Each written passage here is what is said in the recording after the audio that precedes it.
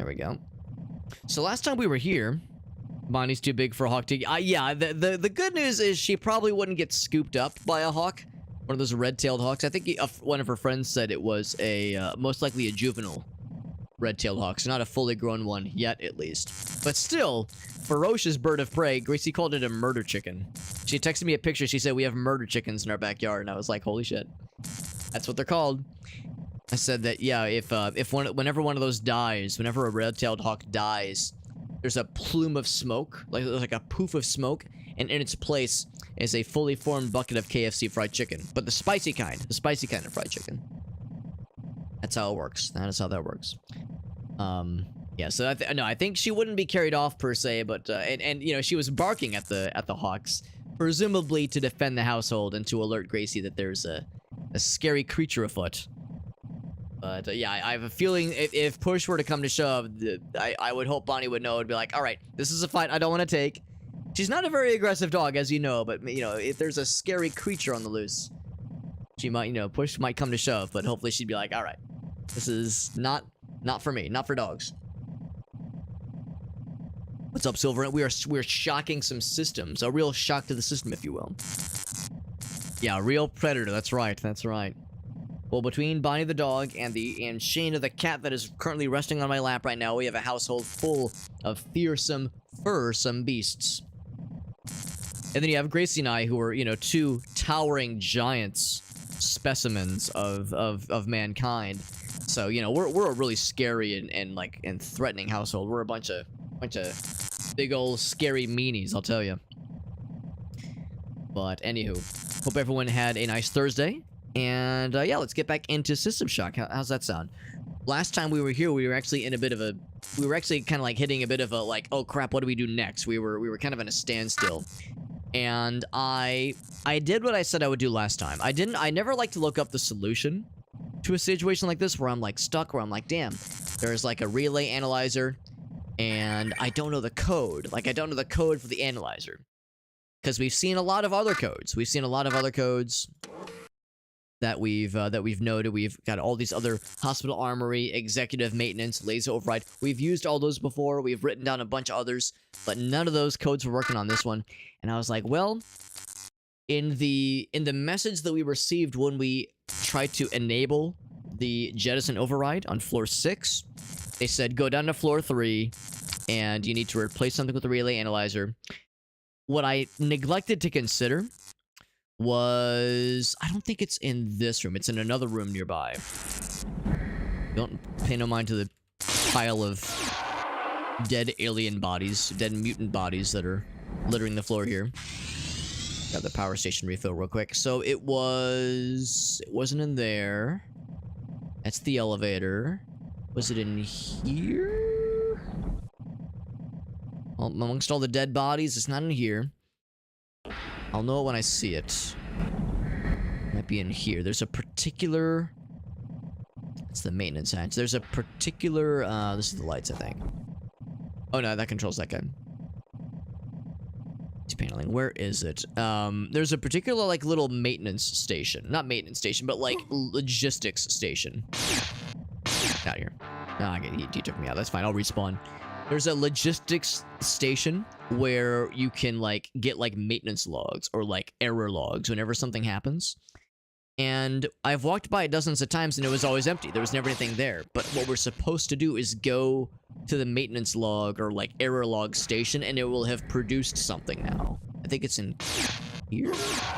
These guys respawn so frequently and it's so obnoxious. Get down there. Oh, there's so many of them. Good lord. There were 5 of them in this room. They respawn as quickly as you kill them, too. Alright, so it's not in here. Where is this darn thing? I think maybe it was on this side. Whoop. These dudes just keep respawning. And, of course, we have infinite respawns ourselves, but it's very annoying. Not quite dead, that one. Yeah, some of them like to overstay their welcome, we'll just say. It's a nice way of saying it. Okay, so it's not here. I think we just have to kind of check all these rooms kind of one by one to see which one it might have been. But yeah, that was the basic gist. There's a certain room that has like a little error log dispenser that is always empty until this particular event were to transpire. Can't go in here. And that button is locked by Shodan security. Of course it is. Of course Shodan would do that. Daniel would faux show do that. Oh, there's one behind me. Yep. And that little noise means I'm getting got. Man, I'm just grateful we have a weapon that kills these things fairly quickly. Because the first time we came through here, we didn't have the laser rapier. This is where we got such a weapon.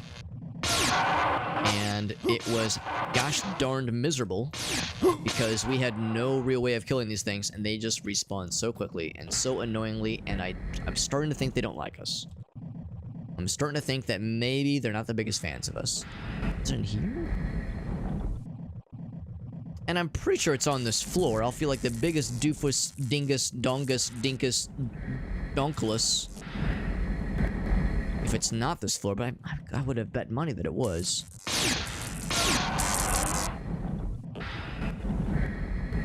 Is it in here? It's in here. I'm gonna get killed before I can... Oh, it's not in here. Oh my god, there's so many. There's so many. Alright, I can't find this damn thing. It's in here some... It's on this floor, though, I'm fairly sure. Because they said go to level 3. You kill one and 3 more take its place. It's like a gosh darn Hydra. Also, more robot friends. Which is actually kind of nice to see because they have worthwhile stuff. They have ammo. All these invisible mutant lads drop. All they drop is dead bodies that litter the floor. But they have nothing on them of use. They are truly, truly useless.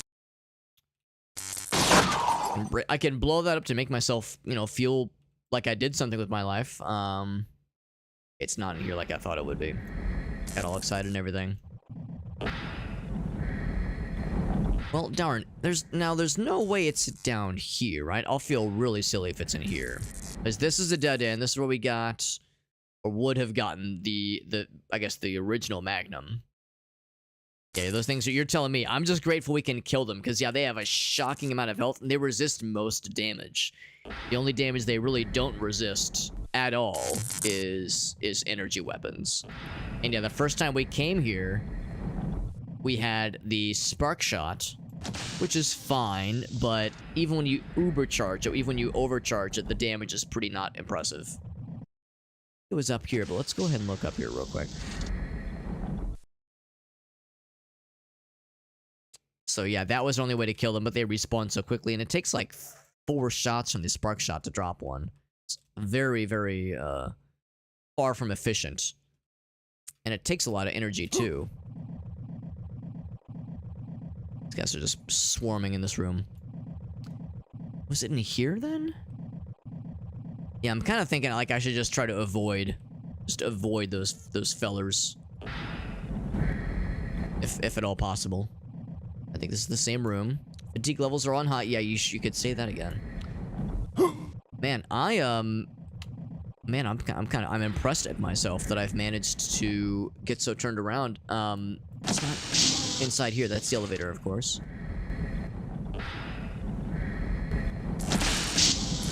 No, I'm more impressed at my own ineptitude here.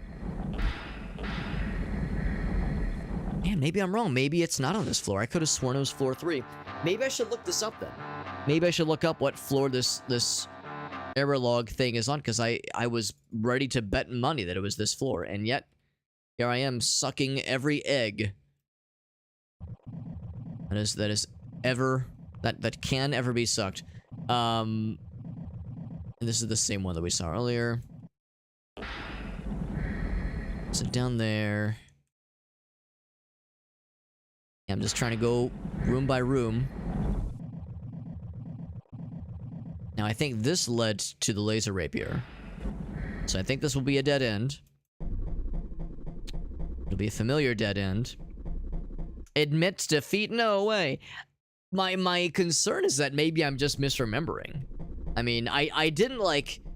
I looked up just a nudge last time. That's why I didn't look up the solution. I looked up a nudge, and the nudge said, go to the error log. dispenser, like the error log thing that we've seen before, and I said I know where that is. And clearly I don't. Clearly my dumbass does not know where it is. I was so confident. Maybe I was overconfident. Yeah, at this point I'm just avoiding fighting these guys because they respawn so quickly it's not worth it.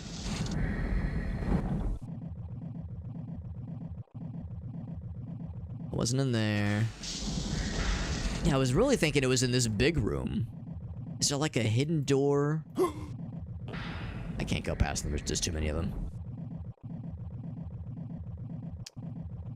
And it's not up here, is it? This is interface demodulator. I think we will need that as part of the process as well. Oh, but I need to go down. So take me down, please.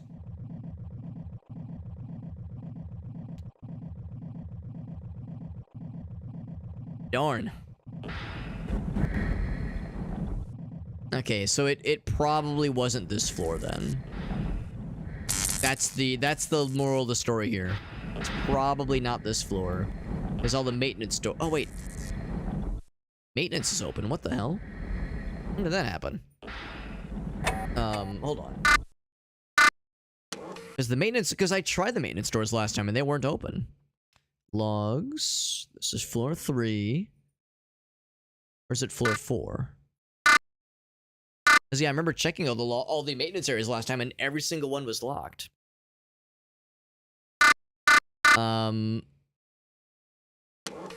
Yeah, we don't have like any new things, do we? Whoops. Whoops. Data reader.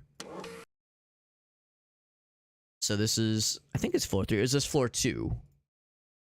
Or 4? Or 3? Yeah, this is floor 3. So we don't have any new ones. Because I was thinking they were saying that you were going to discover a new log entry.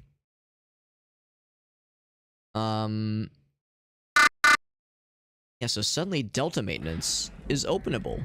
This has never been openable. Okay, sorry. All right, so now, hold on. Let's take a back step here. I didn't accidentally like grab something that I wasn't aware of, did I? Yeah. How's about this? I'm just gonna look up where this room is located because I was going to bet money it was floor 3. Could it have been floor 4? What's on floor 4? Do I want to waste a bunch of time doing a wild goose chase for a room that like I said, I was ready to like put money down to say, oh, it's got to be this floor, when clearly I've misremembered.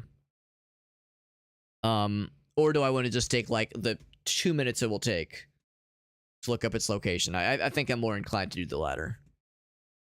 Since I went through the trouble last time of looking up a hint as far as like where to go next. If I've gone to that extent, I might as well go to one more slightly further extent to say, all right, now give me the location of what that hint had said, because I clearly didn't read it close enough. In fact, we can all read it together. It's actually a pretty cool little guide. The game. This is the enhanced edition of this game. Comes with 2 guides and some other like kind of fun bonus content that I do want to watch at some point. It has like a TV commercial and a couple of other just like little tidbits that are kind of neat. So I'll meet you over in Monitor 1. Here we go. Welcome to Monitor 1. Hope you enjoyed your travels. So I think I can just control F. So this is the virus quest. Virus mission, yes. So we are going get diagnostic log from repair bay, right? On level 3. Where's the repair bay though? Shit. Okay, so it's definitely on floor 3. All right. This is not the one that has maps. There's one more that has maps. By the way, good to see you, Agasso. Sorry, you snuck in, man. You snuck right by me. You're a sneaky boy. You're a sneaky bimbly boy. So it is on floor 3. But man, yeah, I am shocked and appalled at my inability to find this damn thing. Oh, it looks like it saved my note, or my location for where I was last. So level 6. This is, they say, a short, but yeah, here's the virus mission. There we go. He says, I'm a sneaky boy. That's the right you are, my man. Level 3 redux. Redo. So they say, grab the lantern. So Cyber conversion. This is older, I think. We're further down. The executive suite's level 6. Yeah, we fought this guy. Level 3 again. Here we go. New maintenance log at 1. I think I recognize that shape on the map. Let's go to that shape on the map. I think that's probably the key. I think that is probably the key. If I check the mappy, it's gonna be down here, I think. By the security door. Maybe by the security door. I guess I didn't. Let me think about this. Oh, is it in that little alcove? In front of the security door? Oh, I never actually did. Yeah, here it is. I never actually cleared this. Yeah, what I did is I did this. I was like, shit, I don't see it. Fuck. Because I thought it was in an enclosed space. I didn't think it was like in an attached hallway area. Oh, look who's schmoozing on up. We'll kill them. We'll kill them to death. All right. Well, I do indeed feel like a dumbass as advertised. However, I feel more relieved that we found what we needed to get. We found what we were looking for, and now we can continue with some actual progress. Power system failure. Malfunction in subsystem relay 428. For repair instructions, please consult relay analyzer. Be sure to specify relay number for analysis. Okay, so the code is 428, and they say the maintenance corridors are now accessible. Cool. So let's go to the relay analyzer first, or what I intellectually named on the map, the relay anal. Can I just close the door, or are they smart enough to open doors? I think they're too stupid and too silly to open doors. So, 428. Replace broken interface demodulator. Okay, so we need to get a demodulator, and I think we saw where those are. Subsystem relay 428. The way you typed that out, Agasa, made me think of, oh, what's the code in Monsters Inc? We got a 2419. It's like something like that, and people are panicking and shitting and pissing and coming. I think I exactly remembered how that went. Yeah, I think we have to go upstairs. We have to climb some ladders. As we saw the demodulators earlier. They're like up one of those fancy ladders. Oh, I had my lights on this whole time. Although, I mean, can you blame me? It's pretty dark in here. It's pretty dark and spooky. No wonder my juice was getting drained. My juice was getting low. Not these things. These things are just standard batteries. You know, the juice was running low, and it's because we've had the flashlight on this whole time. Not my flashlight. I left that at home. I left that inside.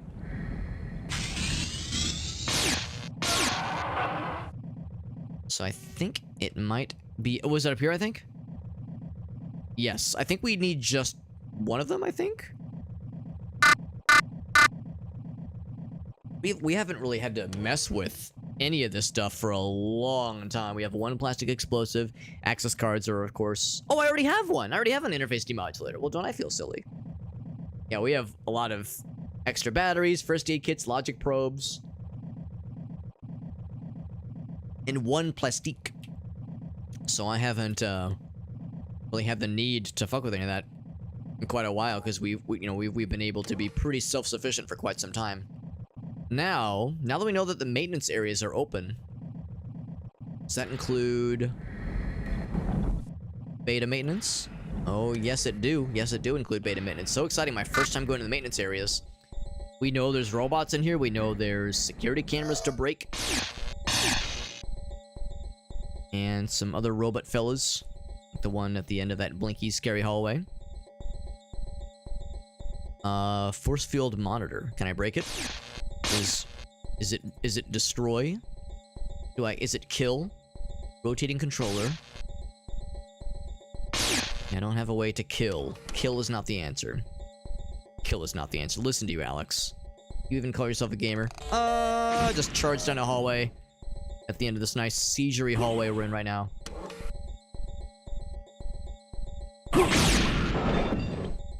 Nice and seisurey, just the way I like it.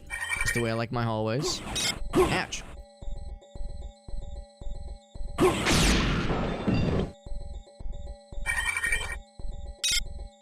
So I don't know what, like, if there's anything, like, truly worthwhile in these maintenance areas.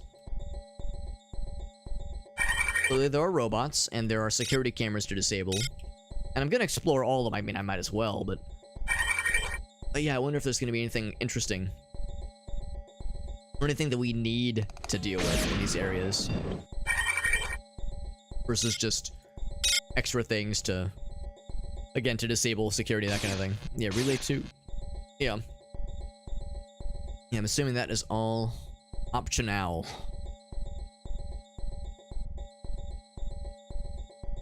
What's on this last little corridor here? More robots. And keep an eye out for more of those security cameras. I'm being stealthy. I'm being stealthy if I'm screaming while charging down a hallway with a legally distinct lightsaber in my hands.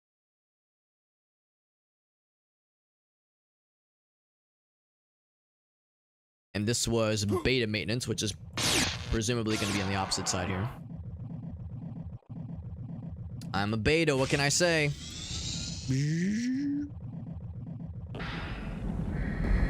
Time to exact vengeance against my...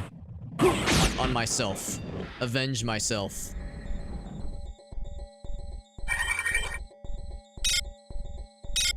Okay. Oh my fucking god. I just got here! I'm pretty sure I'm staring at the wall every time I respawn. You'd think you would, like, be posing either against this thing or facing outwards, but for whatever reason I'm always staring at the wall whenever I'm brought back to life. Of course, the floor is littered with the corpses of a billion the invisible mutants. They're not fully invisible, but they're mostly invisible and fully annoying. And also fully not nice. I opined earlier that I am beginning to suspect they don't like me very much. I know, Alex, you're too hard on yourself, but I don't know, I'm starting to think there might be something to it. The way they keep killing me over and over again. I'm starting to think it's personal. I'm starting to think it's not just business. Those. I'll inspect your flechette. Inspecting your flechette, Ubu. I'll drop my laser rapier real quick.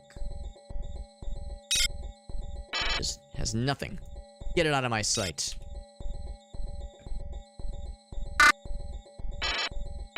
Now, I haven't tried out the ion beam. Apparently, it's pretty sick. Let's like fuck with this for a little bit. Here's how it looks normally. Cool little like legally distinct, not even legally distinct, just copyright free pew pew noise. But what if I overload it with the juice? It makes the same noise, obviously. I mean, we have an energy recharge station right here, so I'm very much legally obligated to spam the shit out of it. Bitches don't know about my magnesium tip. You might be right. You might be right, Silver Inch. You might be onto something. But yeah, I guess I'm going to... I kind of want to do this in some semblance of an order. This way. And you know, I'll go ahead and save. Sure, why the hell not? I'll be a cool kid. Get got, security. Man, ain't that some shit? It takes 2 shots. Although it's nice that it's ranged. But I mean, that's the thing about bad guys in this game. They have hit scan. It's like a hit scan kind of situation. Dealing with ranged bad guys in this game. So it's not like it makes sense to like duck behind cover, that kind of thing. Because like if they look at you, you will automatically take damage. Like that's just kind of how it works.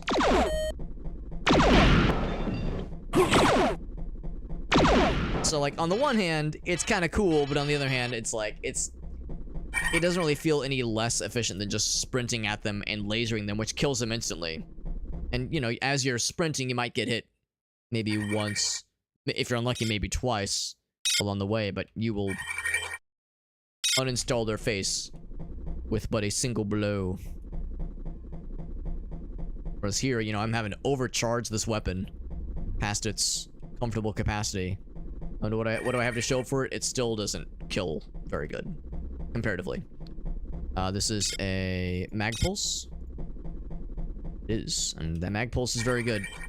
The dude whose corpse it is guarding is less good. It has nothing in it. Whoa! There's a raid! There's a raid from Reaper Queen! Yo, we got Reaper Queen in the house. Then, you know it's a party. If Reaper Queen has entered the premises, then it's a party. Confirmed. Reaper Queen, you're the freaking coolest. It's good to see you, my friend.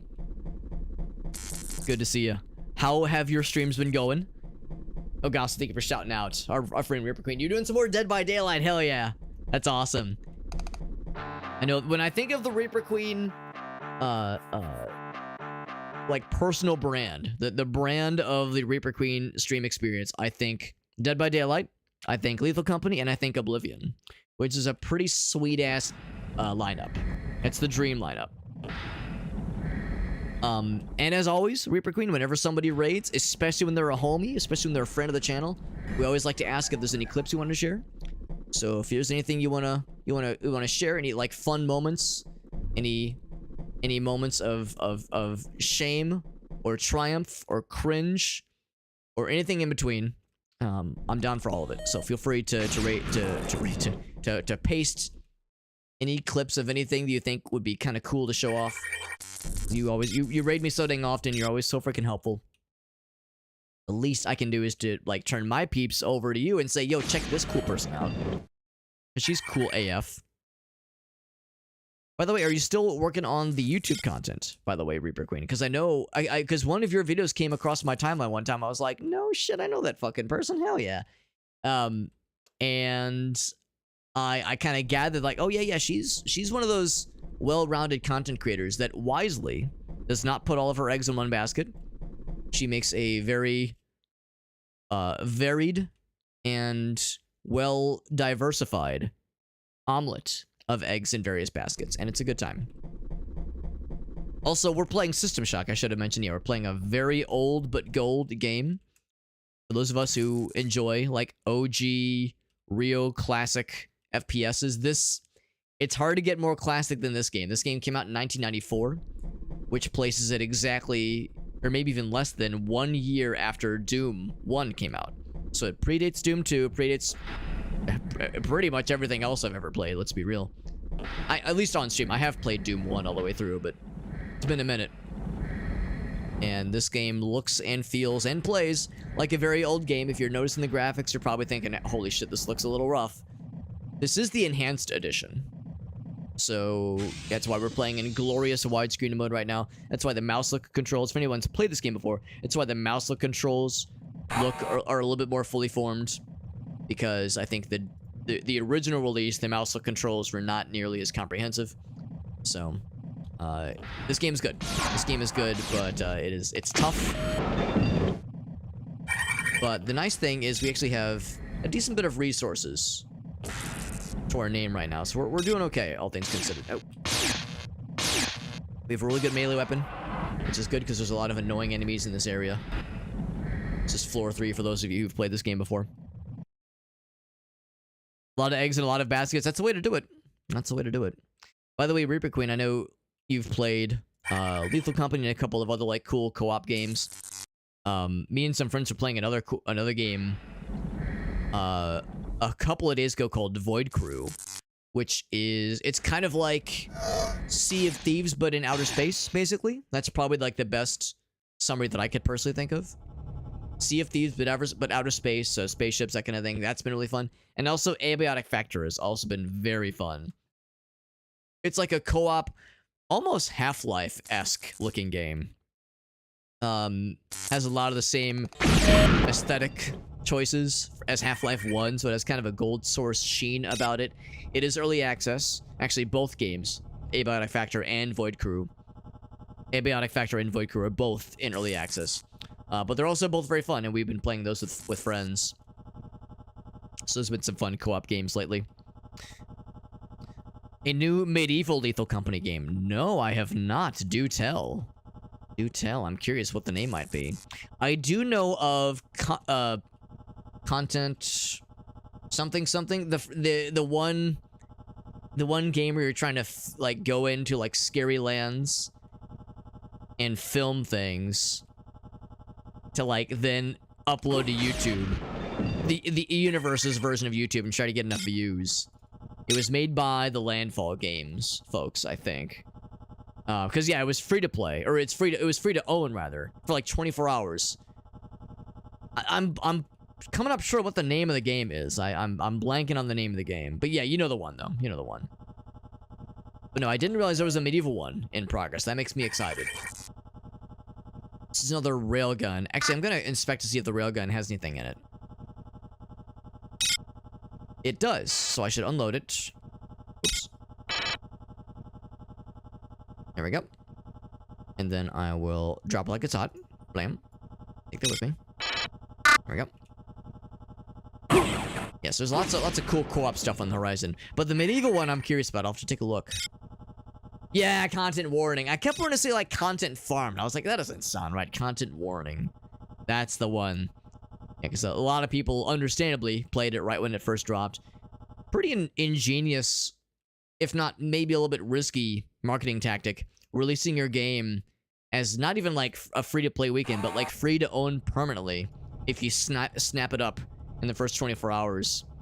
So like, it guarantees a lot of people are at least going to own your game, you know, right at the starting gate. May not guarantee a lot of money, you know, it might not like transfer over to, you know, later purchases, but it means like a lot of people are going to have their hands on that game right from the get-go. So, you know, more, I guess, greater visibility, more the likelihood of like people, you know, uploading YouTube videos, Twitch streams, that kind of thing. So whether or not it was worth it, I guess, remains to be seen, but it was something to try. Right, so last maintenance area. Feel like I'm real quick. Far away. But yeah, no worries though, by the way, Reaper Queen. I know it is getting kind of late, so if you have to hop off, I know it is getting up there for some time zones. For anybody wondering why I'm like okay with dying just then, it's because we actually have a free and infinite use respawn spot on this floor, but only on this floor. Well, there's a few of them on various floors. It's not a guarantee across the board, but for now, if I die on this floor, we get a free respawn that has no strings attached. I don't have to, like... It's not like I'm reloading a save and I'm losing my progress or anything. I maintain all the progress we've had up to this point. And we just respawn for free with, like, a pretty full health bar. It's not fully full, but it's pretty good. And the in-lore, like, the in-universe explanation for why that is... Because when we first arrive here, all the humans have been turned into either terrifying monster mutants or murderous brain-dead cyborgs. And the mutants were caused by a virus that caused horrible mutations and aggressiveness and just general fuckery. Just general fuckery. And severed heads, you know how it is.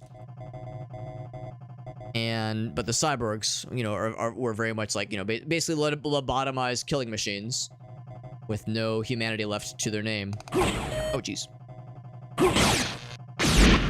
And the way that Shodan, the AI that is like the mastermind behind this whole operation, the way she was able to do that was she was able to convert all of the... There's one on that side too. All the healing stations, all the like medical stations.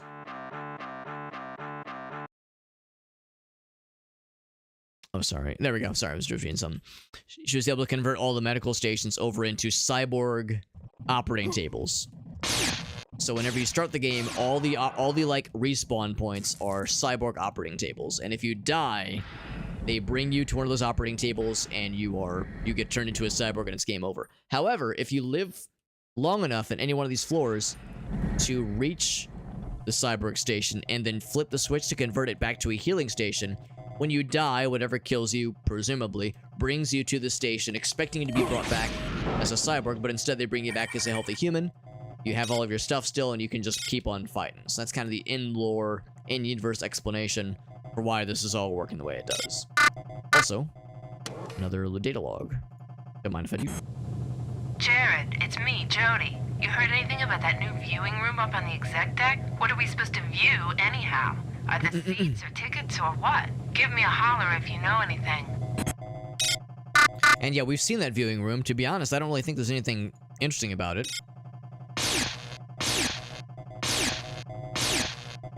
We've seen it. Like, the room was pretty empty. There may have been, like, some data points or some data logs or anything that was kind of neat. But, yeah, we've seen the viewing room, and it's...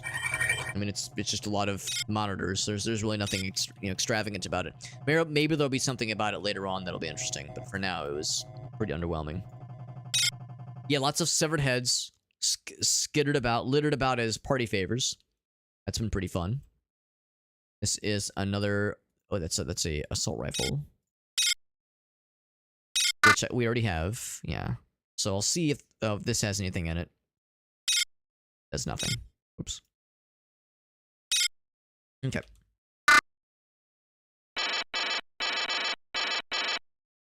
So otherwise, all the maintenance areas are done then. If I check the map, yeah, so we've checked all the maintenance areas. There's still the question of that last little bit of security level that is not quite 0 just yet. I checked the security door. Oh, it does open. Okay. Retina check. Retinal ID. Door is locked. What if I stick my butthole up to it and call it a rectal ID? Will that work? So, you know what? We actually pondered this at one point. What if? What if they actually require you to bring a severed head back to, like, a retinal scanner? To, like, see if it'll let you get past a locked door. We saw a few earlier. Kind of curious. I think I'd read somewhere. Okay, yeah. I'd read somewhere that if you're able to despawn a severed head... I can't remember how I stumbled upon this. I think it was in one of the tips and tricks. One of, like, the generic tips and tricks. For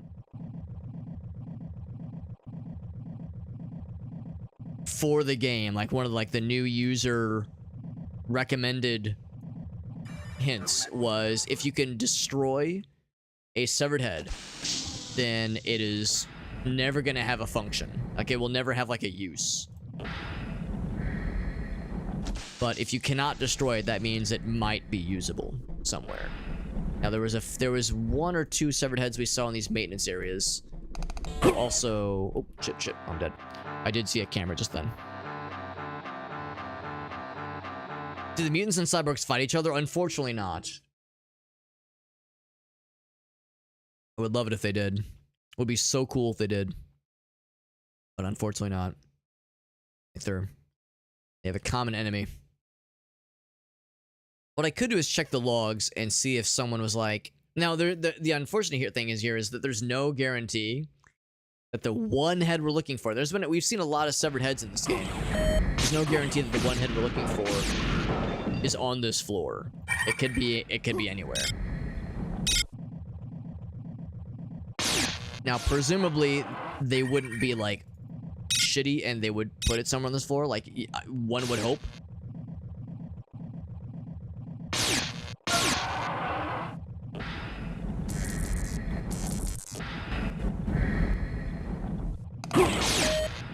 Also, I appreciate that when we first came through here, the only things respawning were the really annoying enemies. These guys, these, like, service robots, these guys are actually dangerous. Like, they can actually kill you pretty well. So I'm glad they're only respawning after we've gotten the respawner activated, because now it's, like, less bullshit. I mean, it's still annoying, but less annoying than it could have been. Let's do this. I think we saw that there was one in this area. There's one right there. Can I destroy it? Oh shit, maybe I can't. Hold on, I was getting shot while I was trying to test that theory. These guys, this might be the one. Now my inventory's too full. I gotta make room for this smiling ass John Romero looking head in my inventory. Like a fucking psychopath. Like, oh, sorry, let me drop a first aid kit so I can stuff this still fresh skull, like head and skull into my knapsack and get it all messy. So we're gonna need that later. I'll drop just a standard battery pack. Those things are... I suspect I'll probably need to make room for some other things eventually, so I'll just drop all the standard battery packs here. Go back to the rectal scanner and shove my ass into this thing and see what happens. That respawned, or refilled. There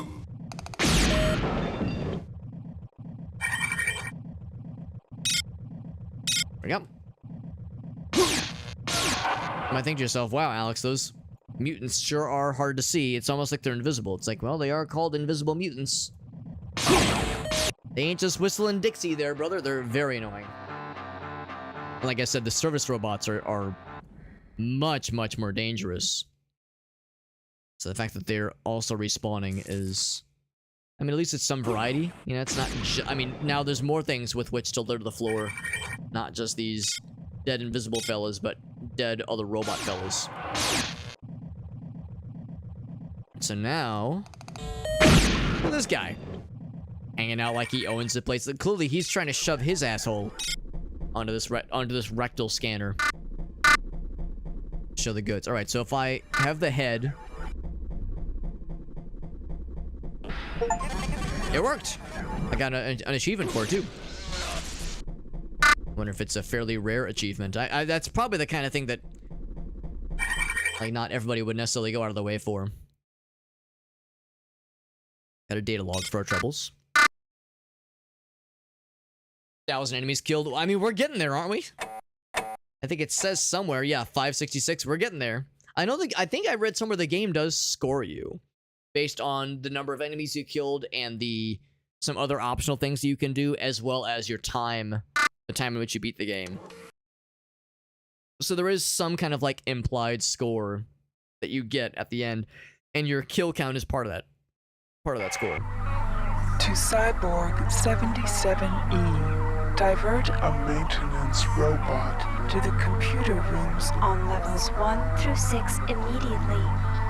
To ensure the functioning of all CPUs. If the Trioptimum Lackey gets even a single digit of the system's authorization code, you may look forward to supervising the defense of the reactor level personally. What's up, Arctic? The cool kids. Arctic, if the answer is yes, you know I'm gonna have to leave. You know, I will have to stand up and walk out of my own house. And it is very hot outside. It's like it's been a very unpleasantly warm here in the Midwest lately. Upgrade to the environmental protection suit. I actually wasn't sure we were gonna see one of these, but that's huge. So now we'll be able to deal with radiation and biohazard situations a lot better, because they were awful in some of those earlier areas. They're still gonna be unpleasant, but we have an upgrade now, which is huge. I'm surprised one of those was stored here of all places. This was very much like an optional area, I think. Maybe I'm wrong. But my gamer senses tells me this is something that not all people who play through this game are able to find. Oops. See, there's stuff hiding behind here, because these don't normally glow like that. Like how it's sliding down. Meow. Are we Gordon Frogman now? Are you trying to imply that because I have like a cool environmental protection suit, I'm like, it's like an amphibious suit that lets me like swim through the water all fast and frog-like now? Because I'm down for that, actually. I'd be kind of down for that. Let's get back to the relay analysis. Relay analysis. Now that we got the demodulator, I think we'll be able to actually fix this damn thing. Ouch. I think we have everything that we need, because if we say 428... Replace broken interface demodulator. So I think we've actually been hanging on to the... I'd forgotten about this, but apparently we've been hanging on to this whole damn time. Oh. Okay, so I don't know where to actually put it. Where does the bleblobulator go? I just kind of figured it would go here. The relay analyze. Oh, it's in the maintenance tunnels. Because we saw them. Yeah, I realize now. We saw them, they were in the maintenance tunnels. Because not all of the little dead ends were relevant necessarily. Oh my god, Soylent Green filtration control. We gotta check a bunch of these and try and find 428. The HEV suit, there you go. There you go. Yeah, why the O2 drains energy. Yeah, I guess it's something I never really thought about it. Never really thought about very hard before. The idea of, yeah, when you're underwater, there's 333. When you're underwater, yeah, you have like an ability to get like to be able to breathe longer than you would be expected to otherwise. And originally I was like, oh yeah, obviously it covers his head, but you're right. It's a helmetless suit. Because I mean, we never get to see Gordon Freeman during the game, but yeah, I mean, there are of course character models that show Gordon with he's got a little ponytail. See, I guess I never really thought about that too hard before, but yeah, some kind of way then that the suit is able to allow him to breathe longer, despite it being uncovered. C7. All right, so not in alpha. It's not an alpha. We checked all those. It does have a helmet. Yo, that's so badass. What a badass. What a cool fella. So the HEV suit helps Gordon breathe underwater without a helmet. And the answer of how of like the science behind it is that it turns him partly into a frog. That's what we're all agreeing on. He temporarily becomes a frog, and we're all very jealous of him. 998. We're looking for 428. 44. That's kind of like a 428, kind of sorta. Relate to.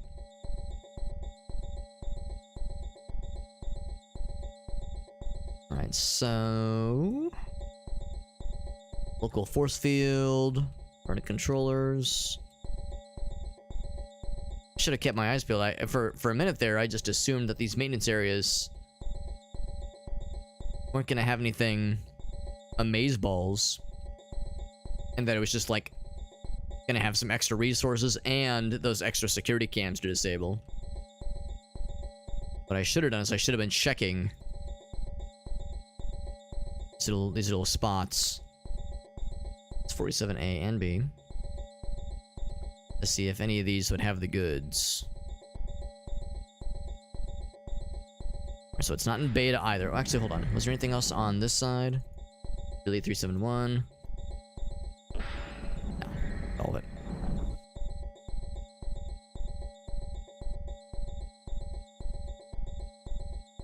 Checked these. Yeah, okay, we're good.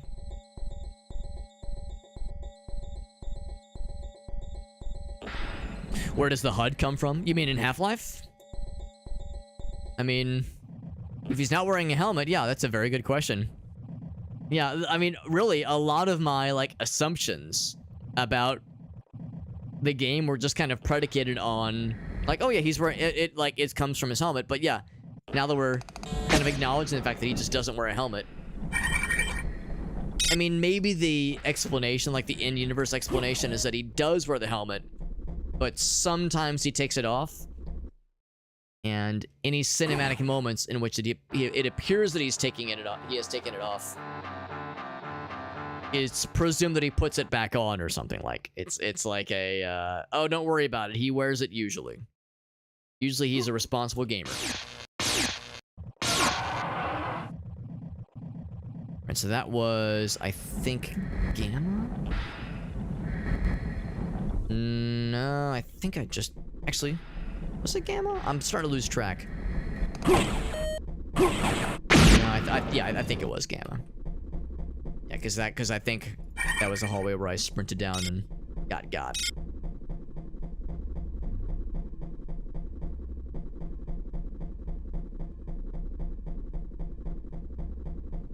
The Gearbox games? Well, yeah, it's like, I'm thinking of like Half-Life Deathmatch.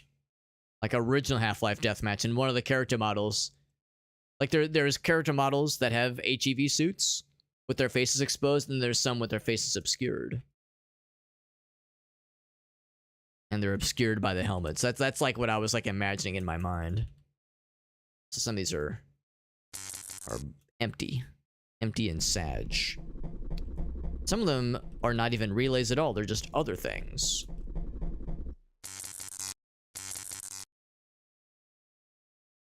Live support monitors. That sounds lame. Who would ever want one of those? Sounds not at all useful, am I right? Yeah, these are all not what we're looking for. It's got to be in Delta then. Of course, it would be in the last possible one then. I would check all the wrong ones first. That's some shit.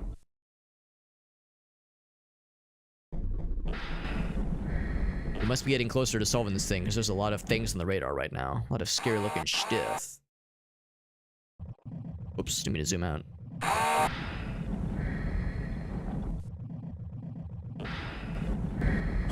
Ouch.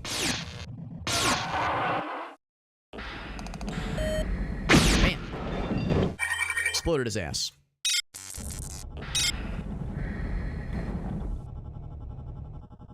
Not that one either.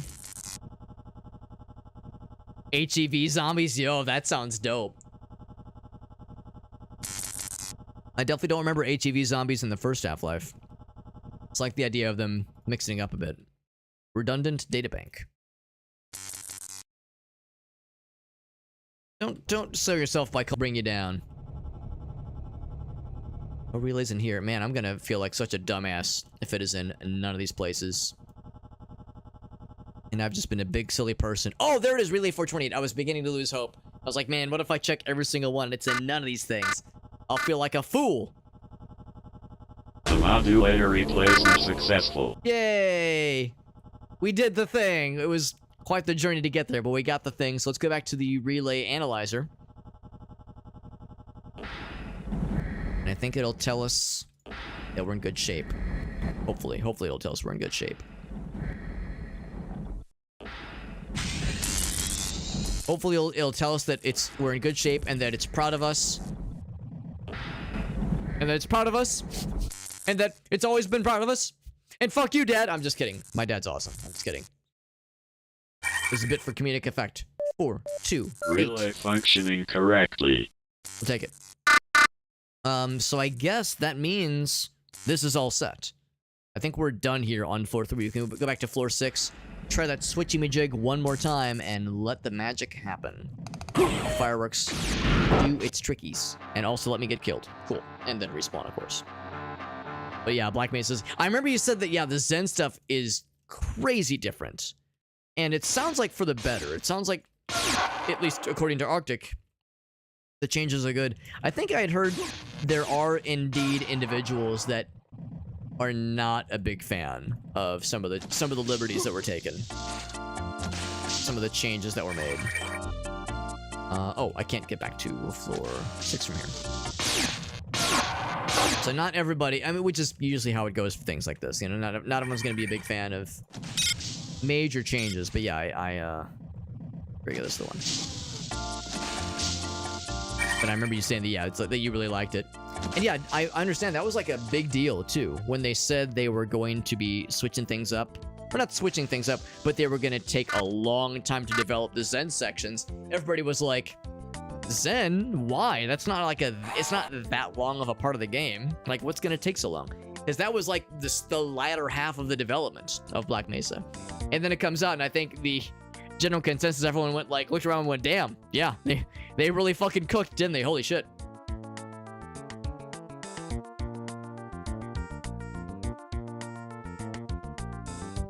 Department of Energy. Oh, cool. You got a polo? Oh, yes. Yeah. Oh my god, Arctic. You know of my employment situation. would it make you happy to know that I own a Black Mesa t-shirt and that I have worn it into the office as well as our offsite labs on multiple locations, or on multiple instances rather? And, you know, for people who don't know, it's fine, you know, like it just blends right in. But for those who know, I kind of get the like, eh, kind of thing. So it's like, if you know, you know. That's what's up. That always makes me happy. Always makes me happy to see. So we got to go back to this thing. I think there's a teleporter friend. Let's take the teleporter friend. It's like half the game, yeah. And I don't know, maybe, oh, also content warning. Content warning, CW, red staticky thing. I know the red staticky effect is not everyone's favorite. Here you go, you've been warned. 3, 2, 1. Ah, it's so weird. I know, it's annoying. Just didn't want to get flashbanged if, you know, you're like watching the stream in a dark room or something and you were like, my fucking eyes. But anyway, yeah, I remember the Zen portions of Half-Life 1, and I don't love it, I don't hate it, it's just okay. I have friends that hate that section of the game. I have friends where it's like Zen's the best part. Insect, cease your meddling. My experiment must continue.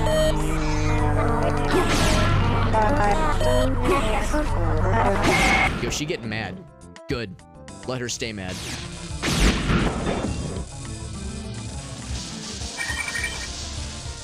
So we're about to ruin her virus experiment, which is good, because that is the second of, I don't know how many, the second of some number of ways she's trying to kill humanity forever. So it is up to us to stop it in its tracks. When Dark Reader doesn't work on it, oh god, yeah. I know of Dark Reader, actually. I was recently informed about Dark Reader. When we did that Infinite Craft stream with Alias and Zytio, we had to use, we didn't have to, but chose to use Dark Reader because it's a shame that that website / game does not have a, excuse me, I keep hiccuping, an innate built-in dark mode. So that would be nice. I think now we gotta go and jettison all the other groves. So I will do exactly that. Now, one of the groves is already jettisoned. So that's one thing. Oh wait, I think I'm just gonna take the teleporter actually. Because I'm gonna crawl through the maintenance section, sounds annoying. Oh, this guy. Coming through the teleporter like he's just so cool. It's a shame that there was not, that like, he wasn't standing here when I first popped in, so I could have just fucking telefragged him. I just pop in, and I emerge, T-posing, and just fucking insta-kill him. Kind of like how he insta-killed me, but it's okay because I'm respawning. A-okay by me, I would say. Now, I did remove the notes, and maybe I should have kept them. But, I think the one I could ignore is that this one? Citizen switch activity. No, I think that one is normal. I think this is the one I can maybe ignore, but I'll still check it real quick. Because one of these is, it's already been jettisoned, so there's no threat that it poses. I think I misunderstood the idea of this section last time. What am I hearing? Someone pissing? Who's pissing? I think I'd misunderstood like the use or like the purpose of this section last time. Yeah, this is it.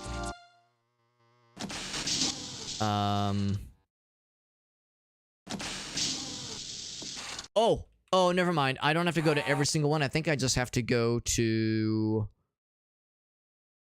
the one down here, I think.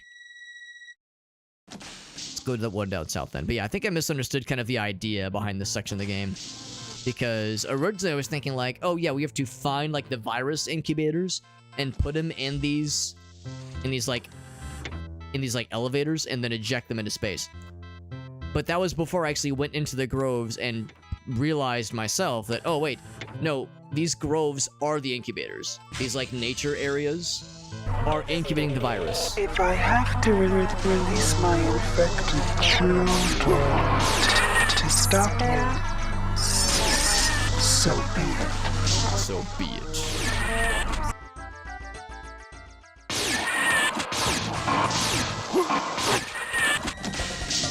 I appreciate the new music too. I appreciate the like generic kind of Jurassic Park noises we're hearing as these guys attack us. Yeah, these groves are the incubators. They themselves are the incubators of the virus, and we have to jettison them just as they are into space, which is exactly what I'm doing right now. Grove jettisoned. We get a little confirmation that we killed all the groves.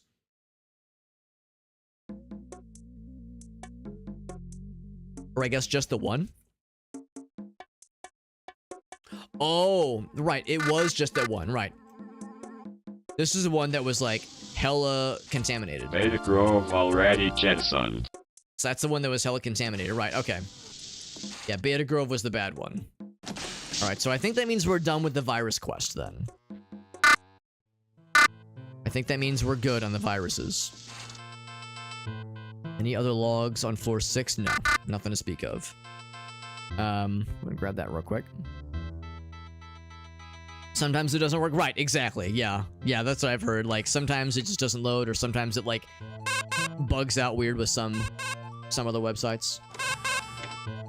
Something from Rebecca. So she's presumed still alive somehow. Hacker, Oh, don't like that noise. we've got a new situation here. Alright, sorry. I know that noise is fucking terrible. I know that we none of us enjoyed that last time. I'm gonna turn it down to 5% volume. Like, if that will allow us to experience this and make it less obnoxious. Right, I'm going to click it again. Oh shit. Hacker, this is Rebecca. We've got I didn't skip anything cool. here. A few seconds ago, we caught a surge of activity on Citadel Station.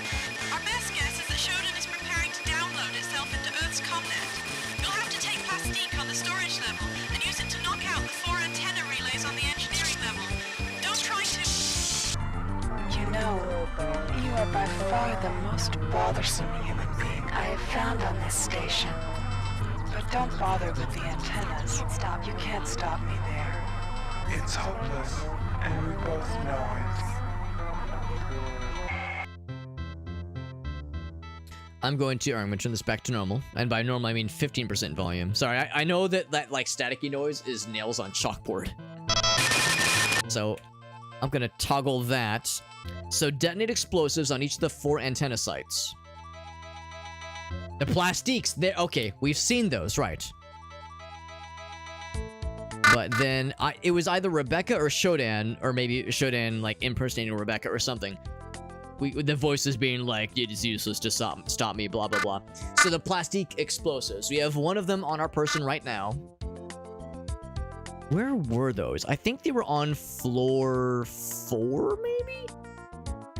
And I now have room in my inventory now that, since we had to grab a couple other things anyway. So let's go back to floor 4. This is the next objective then. She's trying to download herself to Earth so she can infiltrate our networks and fuck shit up herself, I suppose. I'll do it my own damn self, she said. Oh, wrong way. Sorry, room full of dead virus mutants. So yeah, we need to... I want to say it's floor 4 then. Floor 4 and 7 streams ago. My guy's getting tired. I'm pushing him too much. Pushing it real good. Yeah, I just need to get back to the elevator then. One of the elevators. Whoops. Here's the other monk, the Scream painting, but in the style of a power outlet apparently. Oh, fuck. All right. I'm getting all turned around here. I'm gonna get back to that area. Back here. Oh, come on, I've been to this area plenty of times before. I was about to say it's unlike me to get turned around, given the fact that I've been through here a dozen times before. But at the same time, no, it actually is very on brand for me to get lost in an area I've been to a bajillion times in this game. That's actually very much on brand for me. Yeah, I need to go up this way. Oh, I guess I just went out the wrong. Yeah. This one. Here we go. Here we go. Now we're cooking. So back to the elevator then. So that's the one that takes us to the administrative areas. There's this main area down yonder. That's probably the one I would prefer. But this one's only floor 5 and 6. I would like one that takes me to floor 4. If I swivel around this way. Bam!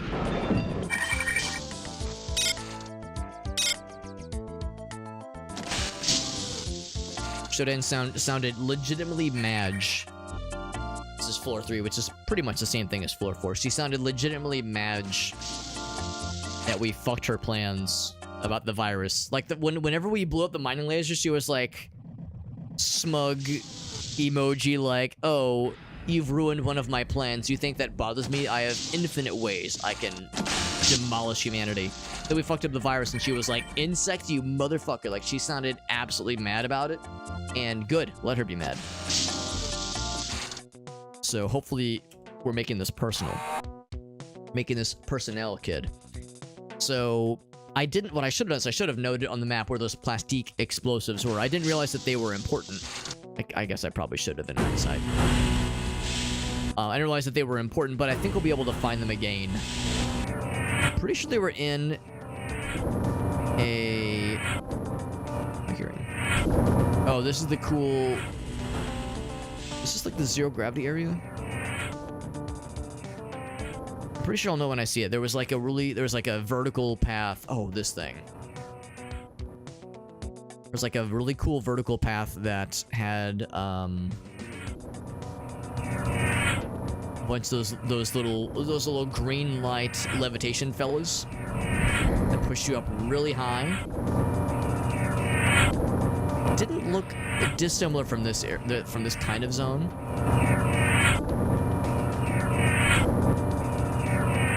Whoop. Oh, stuck. There we go. See, I feel like it was maybe this way. Oh shit! No shot. We fucking found it. I can't believe it. So they said we'll need 4 of these puppies. Wow, I fucking stumbled onto that. This actually wasn't what I was thinking. I was thinking it was going to be like a big elevator shaft. Not elevator shaft, but like the green levitation platforms. Got 4 plastic explosives. Now, where do we take them, though?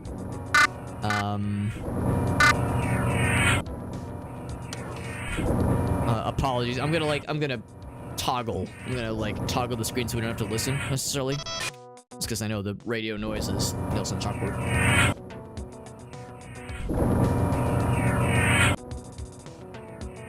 Earth's computer network.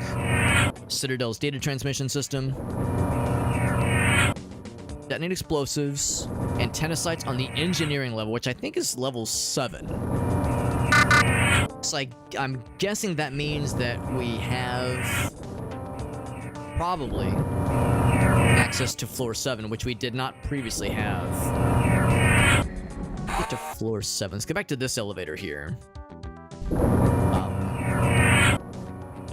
Because that would at least take us back to 6, I think.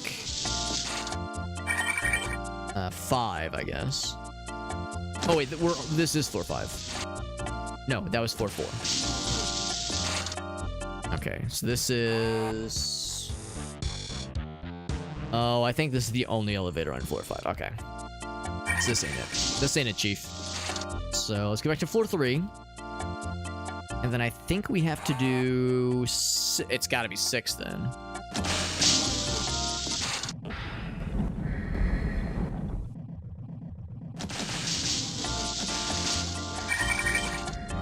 Okay, so we can't get to it from here. Shaft damage. We know all about damaging our shafts. Would it be this elevator? Oh, whoops, other way. Oh, there was the one that was attached to Diego's office.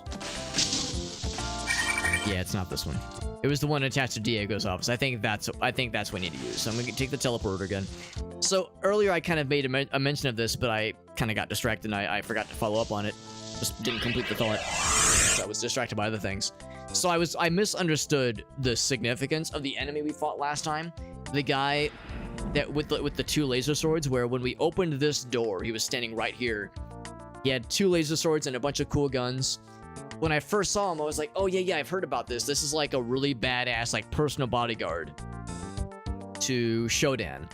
I was partly correct, but the lore behind that enemy is that is Diego. He has been turned into some kind of uber badass cyborg mutant.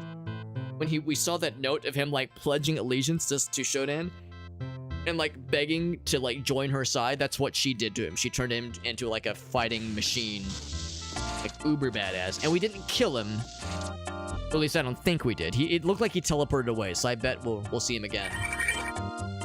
And looky there, floor 7 is now available, because previously it said that floor 7 was no bueno because of some kind of biocontamination, but we jettisoned the virus grove, so no virus land for us.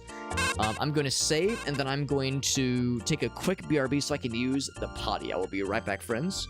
Use the restroom, we'll get right back into it, friends.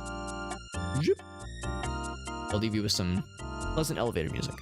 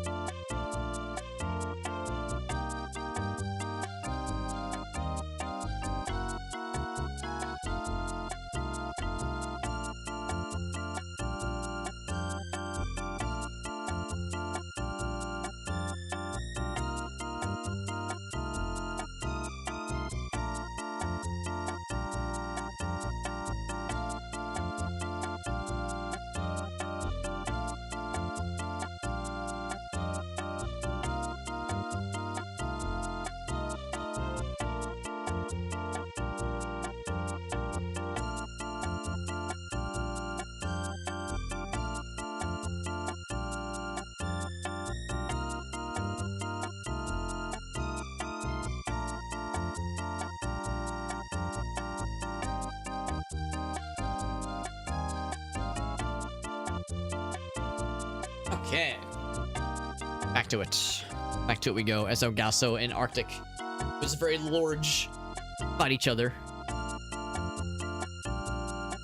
A battle of the ages. Gigantic give please emote versus Jammies, which is an emote that I like a lot.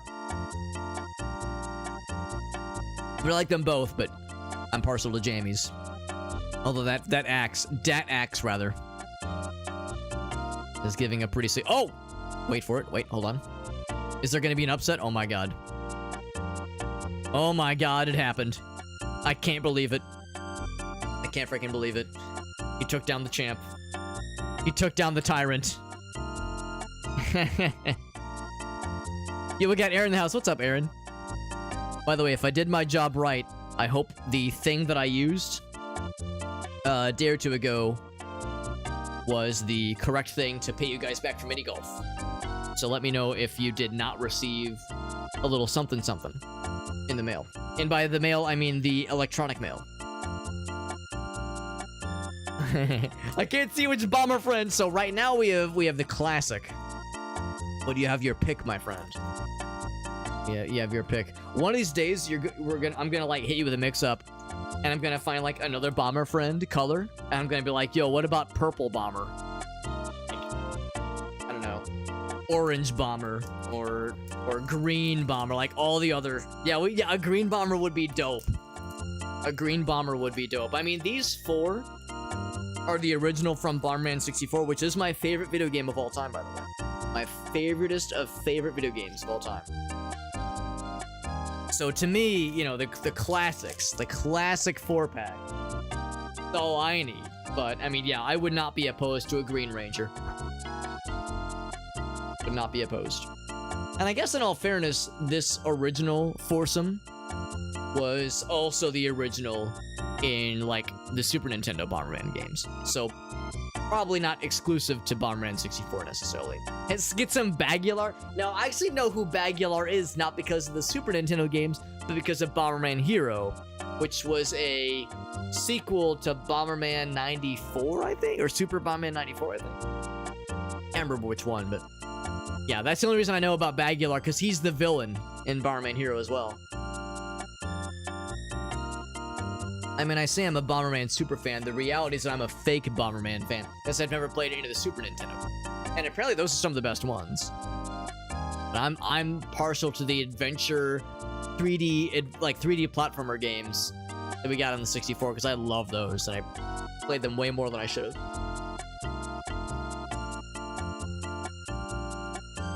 And the reality that I always tell people is that especially Bomberman 64, it's not a great game. I defend it by saying it's a good game, but whenever I say it's my favorite game of all time, and it is, I don't say it because I think it's amazing. I think it's good, but it's not great. It is not a great game. But I love the music, I love the vibe, I love the aesthetic, and it was one of the first games that really opened my imagination with, like, what you can do in a video game, what you can expect out of it. Just the sense of wonder and exploration was something that really spoke to me. Like, it really captured my imagination as a kid. So, nostalgia really is what it comes down to. Recently reacquired Hero. Hero's a good game. I would say Hero is a great game. I think Hero counts as a great video game. Love that game. And I do have it on the 64, and I also have it on Virtual Console. Good video game. Here's Shodan, by the way. We're going to hear a menacing message from Shodan to the backdrop of this very pleasant elevator music. Idiot. I will shortly complete the process of downloading my magnificent psyche into Earth's computer networks. Then I will be content to leave you as new master of this doomed space station. Goodbye, irritant. We shall not meet again. So she wants to subject farewell. Nice that she left a subject to the email. So she wants to download herself to Earth's networks and cause all kinds of havoc herself. She says, I'll do it my own damn self. Disappeared in like a garage. Oh, that's unfortunate. I mean, you know, props to whoever got that presumed on the cheap copy of Bomberman Hero as a youngster. As that game fucking slaps, and I understand that finding a hard copy of it nowadays is probably not easy. Were we hearing some elevator jazz? We were hearing some elevator jazz just then. I'm going to use some range weaponry here, and I think what I'm probably going to do more specifically, here we go, is the flechette gun.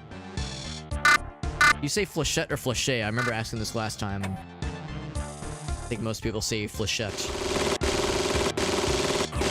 It's minor damage, so he's resisting a lot of it. Maybe I should hit him with something else. I guess there's the assault rifle. What do I have a lot of? I have a lot of assault rifle ammo. Oh, the Magnum. Magnum would probably fuck him up.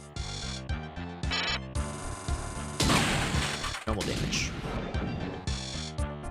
I guess plasma would probably fuck him up too, honestly.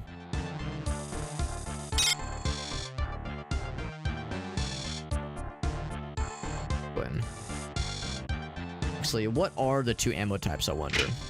Slug and then hollow point. Slug would probably make more sense to do more damage towards robots and such. So maybe I should try slug rounds. Whereas the flechette, that has Hornet rounds and Splinter rounds. If Hornet wasn't doing much, I wouldn't expect Splinter to do much. I would expect Splinter, if it's working the way I think it does, that it would work more for like this, causing damage to fleshy bits. We have so much ammo for it, I guess we could try it though. We'll try and see what happens. And this assault rifle, yeah, we have, I guess, 1 round for assault rifle. Let's listen. So we'll want to experiment, but I suspect for most robots, energy is probably the most efficient. Our first level 7 log, by the way. Holy shit. Yeah, listen. Personnel complains that there's no access to the lower core from Gamma Quad. Get someone to fix the door, or get him a rope ladder or something. Gamma Quadrant. Okay. Wonder if that's what we're gonna need to watch for. And of course, as we're exploring, we'll definitely want to be using melee whenever possible, especially like if we can reach somebody or something. In that particular case, that just kind of worked out well. Oh, come on. I can't reach.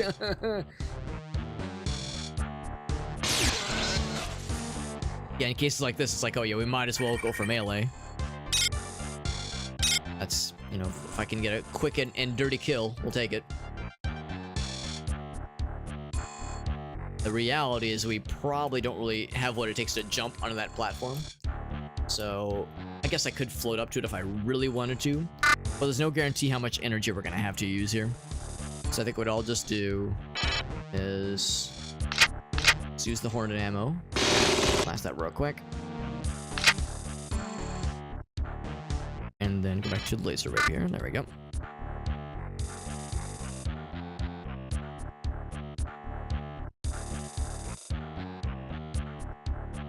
Interesting, like, architecture, the way that like you could like just slide down this little narrow walkway, and I don't think you'd get stuck per se, but it's just a weird thing to kind of get kind of slid down into.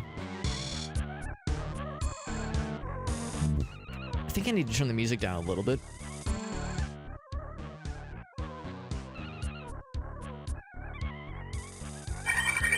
Because I'm trying to listen for robot noises. Nondescript robot noises. It's worth noting that we don't have a respawn point, at least not yet, on this floor. So I need... Actually, speaking of which, yeah, so I need to play it safe. And I need to, like, be healing. I need to be saving every so often. I need to be, like, responsible. Because we don't have, like, a guaranteed respawn like we did previously. So I have to be, like, on my guard. I do want to explore a little bit while we're kind of on this level. Yep. I just climb up. Not quite.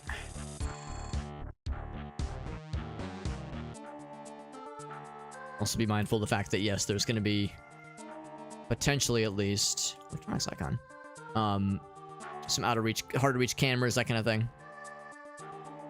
I like C. There's access door, there we go. I can see through the door, get a little preview of what to expect here. Oh, there's multiple of you. I'm trying to lean around the corner here. Oh, I got stuck in the door. Yep. I'm gonna, like, draw him towards me. Yes, yes, come to Butthead. Alright, so he still did get one hit on me, but that's fine.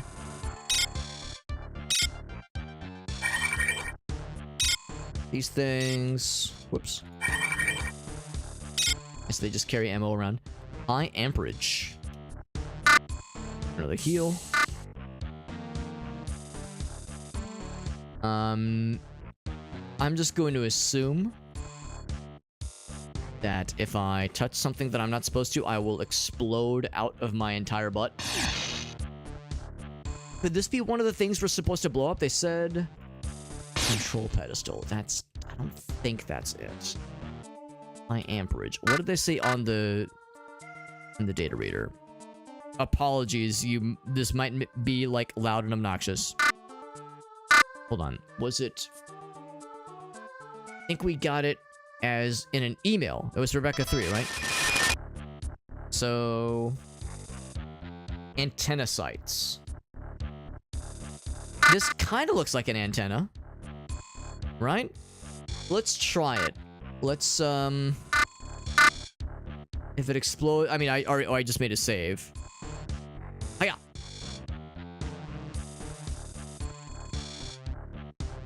Okay, so it occurs to me I don't know how to blow this up necessarily. What if I place it?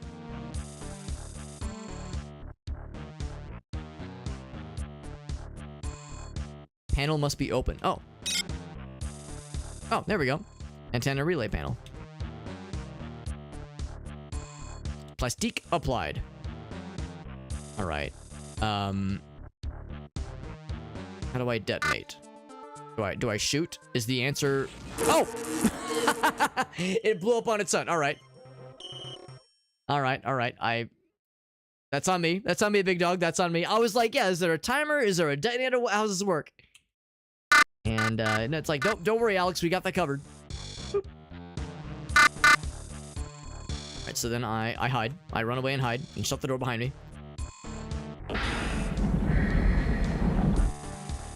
Big boom.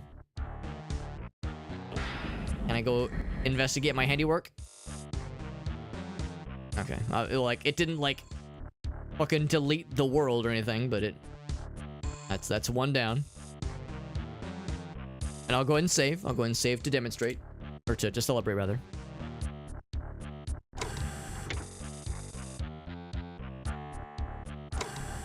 This is big force field land with one pretty standard robot servo fella. Energy respawner. Definitely use one of those. My guy's getting a little bit thirsty. One up top. Motherfucker had his back to me. Fool. The foolish fool. Can probably like reach down and like pull levers and switches that are underneath the floor, underneath these bars here. I'll go ahead and bite and see if pressing the switch does the thing that I want it to do. It at least opens this one up. There's one robot fella on this level. I can hear him. Oh, actually, maybe there's more. I heard like a little warping in noise. Meow noise. Another puzzle solver. I'll go ahead and grab that just because we have the inventory space. And another jump jet upgrade and a power refill. I like all those things. A decent bit of health right now, which is nice, but of course that's not expected to last.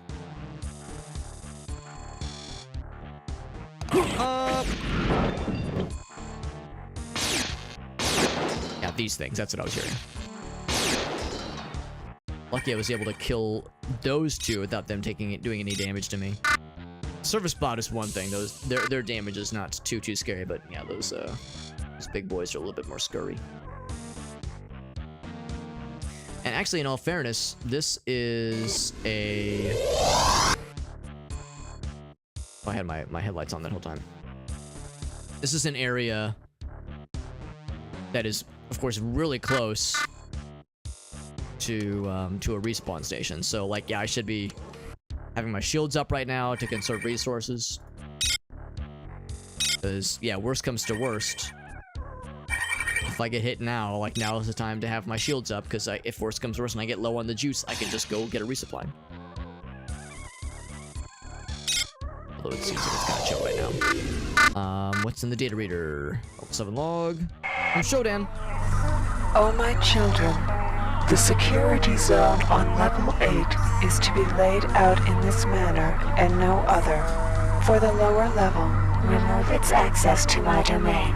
the balconies and catwalks shall be removed, save for one force bridge to the central shaft. There you shall monitor all incoming life forms. Alright, so now we know when we get to floor 8, the only way to get to the center at least, which is I think the ooey gooey center that we all desire, I think that's gonna have the that's gonna be our way to Shodan, I think, is the implication there. So just a single laser bridge is all that's open. And it's going to be very well guarded. Can't say I'm surprised. That it's going to be well guarded. That is not shocking news to me.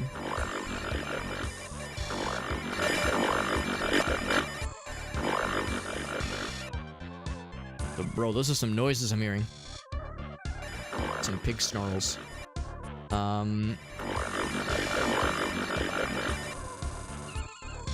Curious noises.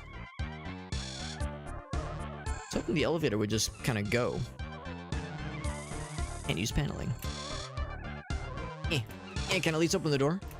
I guess I've got the jump shoes, and I've got the juice. Like, we got the energy replenation. So I guess the jump jets. Whoop. Oh god. Off. Enforcer Cyborg. Yeah, I haven't seen too many of those.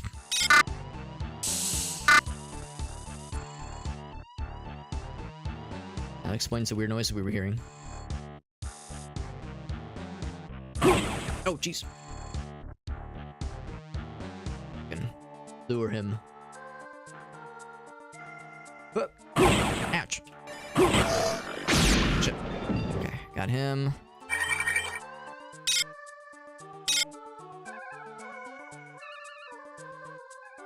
Sometimes it's a little bit hard to tell what's a door and what is not. So that's something. Ooh, it's dark. Only sometimes. Alright, here I hear more snarling. Broken beyond repair. And it says it leads to the core.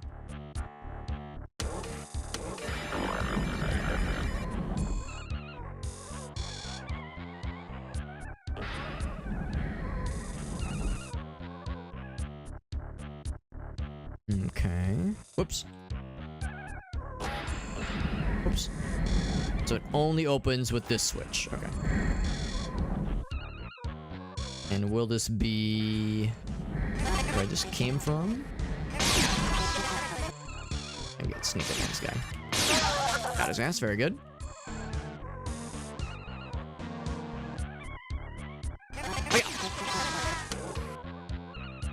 How's about this? I'm gonna go back. Oh, crap. Crap. There we go. Keep that where it was. Go back to the heels. I'm actually gonna go back to that previous room because I was hoping I'd find something obvious to like point me to the next major place, but all I found was like a bunch of other corridors to explore, and I want to check all of them, obviously. And there was that. Oh, I never actually did grab that one data log, so I'll grab that in a second. Kill lots of bad guys, which is good. Many of whom I hope will not respawn, especially those big guys. I'm hoping those big guys are donezo for a bit, so. Oh, interesting. This thing is busted. Yes, we gotta hack this thing open, which is fine. I'm fairly confident in my ability to handle these. These are a lot easier than the other hacking puzzles. This one's gonna be a bit more involved than some of the other wire ones, at least.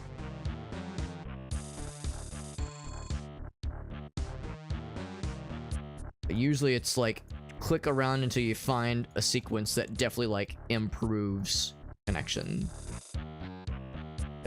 amounts. Like so far, most of these have made it worse. Ooh, that was a big jump. Like try to find a configuration that improves things. That's an obvious improvement. Door auto close disabled. The reality. Oh. Well, it still doesn't open back up, but it means it doesn't close on its own anymore. Okay, well, that's good at least. Yeah, the reality is that a lot of these kinds of puzzles will have multiple potential solutions. So it's not like we found the only way to solve it. We just stumbled upon one of them that works. Do another heal real quick. What I'd like to do is circle back around and get that energy restoration once again. Let's go ahead and do a quick little save. Save Reno. Oh, I know that noise.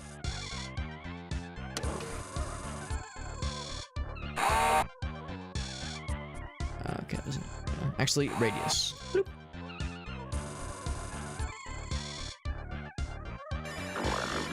Let's see, what is it? It's... Okay.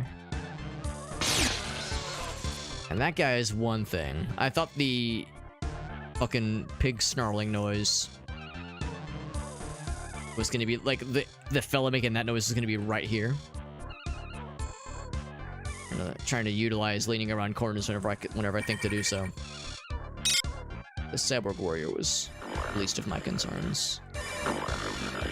Yeah, that noise makes me think it's gonna be one of the big fellas.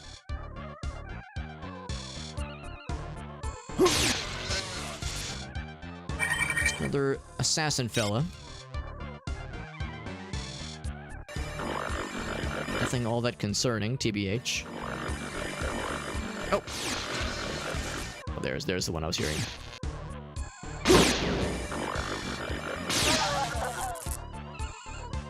And draw him to me. Or can I just go around and slap his ass down? Oh, actually, I don't know if it's gonna work that way, though. I don't know if this all... Yeah, I was gonna say... Oh, it does! Or no, it does not, actually. That's a whole different area. Whole different fella, rather. Surprised he missed.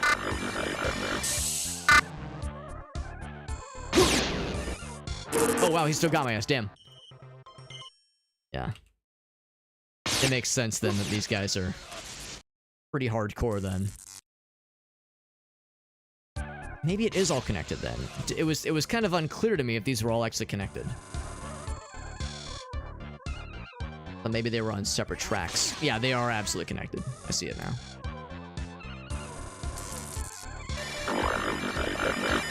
See, we're about to stumble upon... Oh, there's a whole bunch of them. Man, I wish I could throw a grenade that far. Eh! Shit, I just dropped it in my feet. Yeah. Yeah, the grenades... I never know how to, like, use the grenades in like, a moment of needing to go fast. Of, like, let's go now. I know you, like, click and drag. You, like, click... You right-click, you click and drag from, like, one end of the screen to the other. There's, like, a whole sequence to do it. But, especially in narrow hallways like this, it's hard to do so in a way that doesn't just immediately just cause a mass fucking-nation event. So... Let's do ranged damage, then. And I think we said we were gonna try the other version of the flechette ammo. So yes, if I try the Hornet, it's gonna say minor damage, but if I try Splinter, normal damage.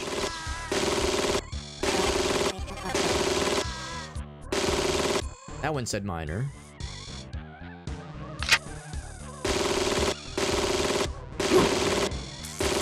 It says minor as well. God. Magnum? Normal damage. There we go. Oh, shit. Alright, you're close enough. It's gonna get laser sorted. Woo! 1 health left. 1 health in a dream, baby! Actually, when you're at 1 health, you might as well use a first aid kit. Might as well. Might as well. What's up, shock value? This fucking music. What, you mean you're not super down for, like, weird electronic squeak core? Whirly-gig, squeaky, rub-a-dub-dub in my tub core music? Because, yeah, it's kind of what the little squeaky noises kind of sound like. It sounds like we're, like, squeaking. Oh, God. Oh, shit. Oh, God. Oh, fuck. Close the door. It's like weird little squeaky noises. I was hoping he would to Papa.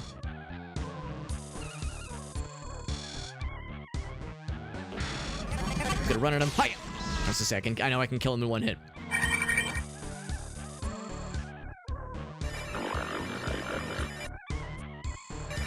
There's a bunch of fellas in that room, which scares the shit right out of my ass. Grab the last of these resources, because I was kind of going around trying to kill these guys quickly and efficiently and elegantly with minimal pants shitting, and I did a not great job. Ewok Core Yub Dub. I am acutely aware of Yub Dub. No, it was Yub Nub. It was called Yub Nub in the original release. But yes, we're calling it Ewok Core and it's Yub Dub. I'm down for that. Yubba Dubba. Splinter still doesn't do much, but Magnum fucks directly and properly and aggressively. Although probably Hollow Point. Well, no, didn't we determine Hollow Point probably wouldn't work against those guys as well? There's Magpulse would probably fuck, but Magpulse we don't have a ton of ammo for.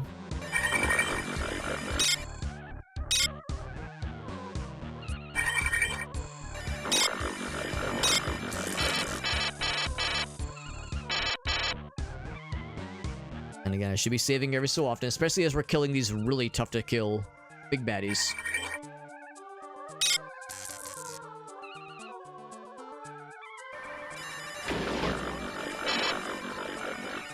Alright, so once again, I'm kind of losing track here. We determined that Splinter actually does something? No, it really doesn't. And Magnum Hollow Point is minor as well, so yeah, it's gotta be the slug. It's the slug or nothing.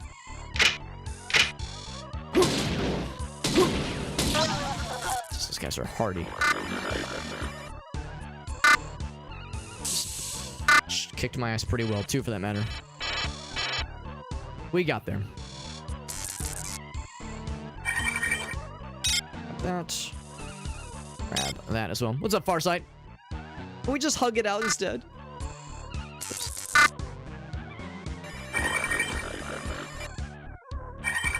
Hugs, not drugs. And I guess hugs, not murder as well. And where are these guys coming from? I wonder if they're just respawning.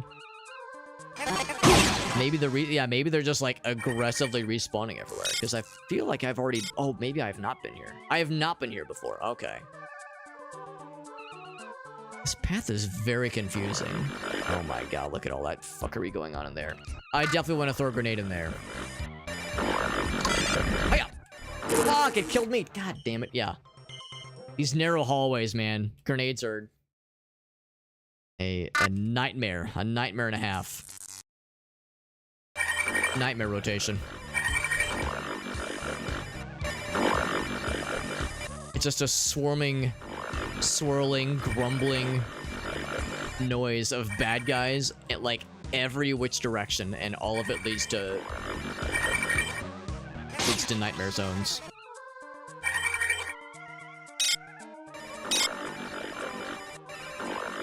Dave the Diver, I've heard it's a very good game. I think you're really gonna love it. I've heard it's extremely cool. Draw this guy to me. Godzilla, yo, that's awesome, Parcel. I've heard that is also exceptionally good. I think you're gonna love it. Unless you've... Oh, you've already watched it, right. So yeah, so I'm sure you already know it's apparently amazing. Apparently it's amazeballs. Oddly enough, it said minor damage at the end there. I wonder if they, like, sometimes resist the damage, but only sometimes.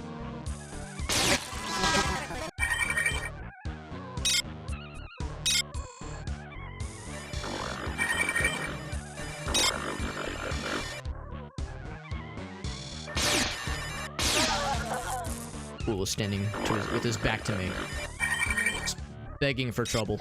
And we decided to make it quadruple.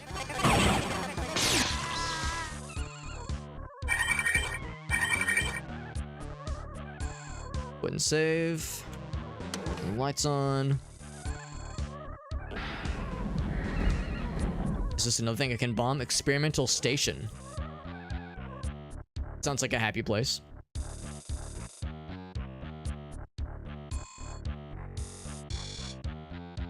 Really enjoyed it though. Yeah, CGI was not overdone. That's good. That's reassuring. It's fairly cutesy. This is the penis explosion chamber? Finally! Finally, it's been years. How many years has it been? My penis has never felt better! Or exploded! Oh, that was his penis. Just exploded. There we go. And the penis explosion chamber. Yo, I was beginning to lose faith. I was beginning to lose faith that it was real. But really, let's be real. The real penis was inside all of us the whole time. The penis that mattered was deep, deep, deep inside of us the whole time. All of us, every single one. Simultaneously. Somehow. This will lead to the core, apparently. This door is locked. But the door to my heart is gaping. Is gaping. No, I've heard the Day of the Diver is good. I don't know how long of a game it is. I know Shockfire was saying it might not hold their attention super long, which is fine, honestly. Doesn't necessarily have to, but but I hope it's good though. Is it Cthulhu-esque? I wouldn't think that it would be necessarily. I wouldn't think that it would be necessarily. But I don't really know a whole lot beyond just the surface level stuff to be TBQH. Between like knowing what I know about like how the game looks and just the fact that it's been reviewed very well. Oops.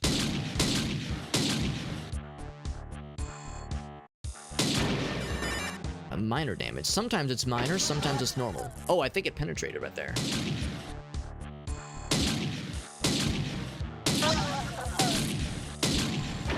Reload.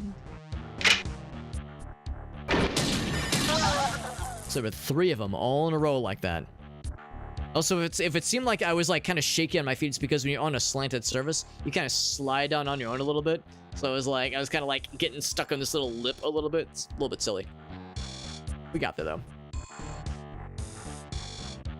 More Starfield, yeah, scratching the sci-fi itch. And sometimes that's all it takes. You know, sometimes, you know, you just have a particular itch and you find something that does the trick, and, you know, fuck the haters, because I mean, a lot not great things have been said about Starfield. But I mean, if you're having fun with it and it's, you know, it's sufficient for your needs, then you know, like I said, fuck the haters. Same thing when No Man's Sky first came out. You know, a lot of people did not have the nicest things to say about that game, but, you know, for a lot of folks, we're able to find plenty of redeeming things to enjoy about it. And now everyone loves it. You know, now everyone has all kinds of nice things to say about the game.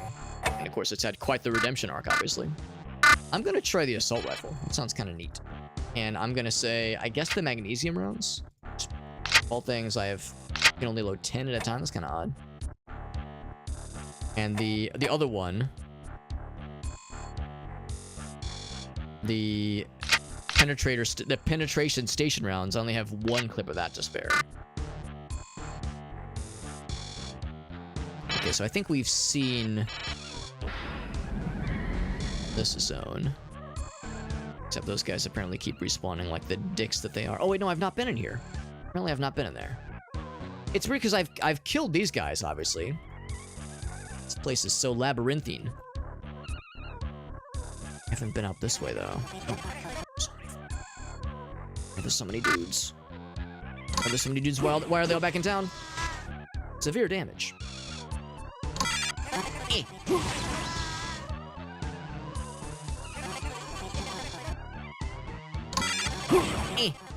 Yeah, I'm really bad at dealing with these grenades. I really want to get good with these grenades, but in these close quarter combat situations, it's a bit of a nightmare.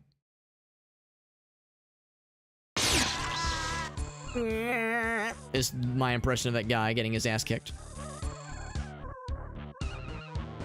What I could do is like put a landmine down, or we have like the concussion mine. Actually, the EMPs would be pretty sick, but I don't think the big fleshy boys would get as affected by the EMPs.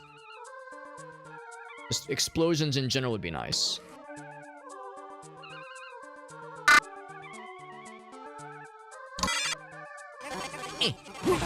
Yeah, it's like... Alright. There we go, that was a pretty good throw. Yeah, I don't know. I think it's not worth trying to fuck with the grenades in these narrow corridors. I think it's just not worth.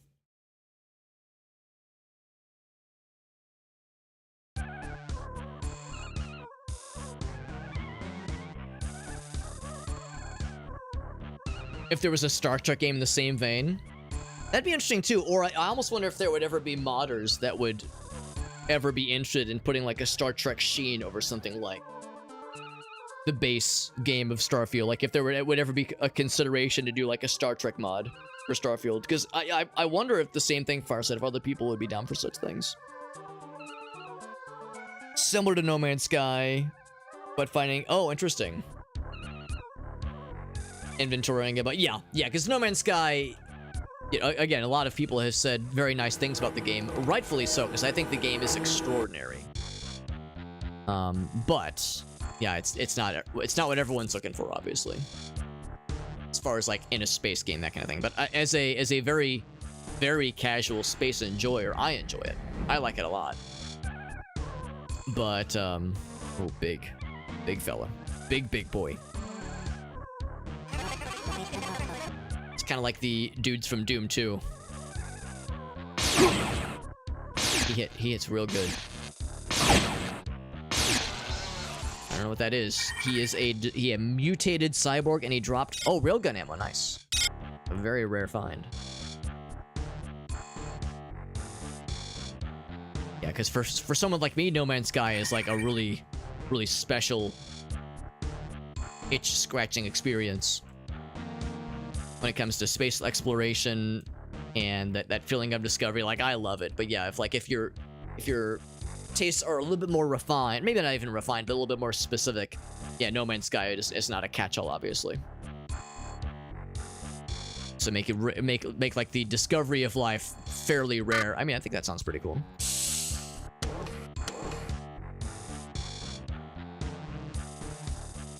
Not on every single planet, right? Yeah, it's like, because not every planet's going to be habitable, and of course, life finds a way. You know, like in Jurassic Park, we've all heard the line before. The idea of life adapting to unkind environments makes perfect sense, but in a more general sense, yeah, the idea of it being like pretty rare to find life, or at least non-microscopic, you know, something that's like significant enough for you to be able to interact with, that's going to be something that's very uncommon. I think that makes perfect sense. So still discovery, when you discover something, it's really something cool and special. So I think it sounds pretty neat. I think this is where we, oh, it is not where we came from. I would have destroyed that camera if we just came from here. Star Trek mods are, oh, do they? That's a shame. Because you would think that, like, that kind of thing might be able to fly under the radar, but yeah, if Paramount pursues it brutally and viciously, then it sounds like that's not so much the case. Now we're up here, apparently. So I continue to explore. Big robot fella. Kill him in 2 hits like a boss. Security 2 Robo. This is a very large area. This just keeps going and going. Should be saving more often, even though I am running low on energy. We'll be able to respawn it or restore it pretty soon. Oddly enough, though. Obviously enough. It's an arcade. It is, yeah. It's definitely not space sim at all. Very much an arcade experience, and which is great for somebody like myself. But yeah, a very good example of something that, yeah, for others might be kind of disappointing. You're looking for a more yeah, something that's more on the simulation-y side of the equation, then yeah, you know, I would fault nobody for being like, not quite what I'm hoping for. I want to get that a refill on my juice, so I'm gonna go back this way. It's not that way. I think the juice rejuicification device was over this way.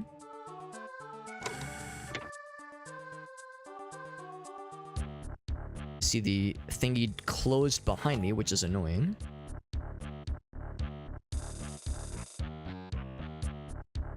Is back this way. Yes.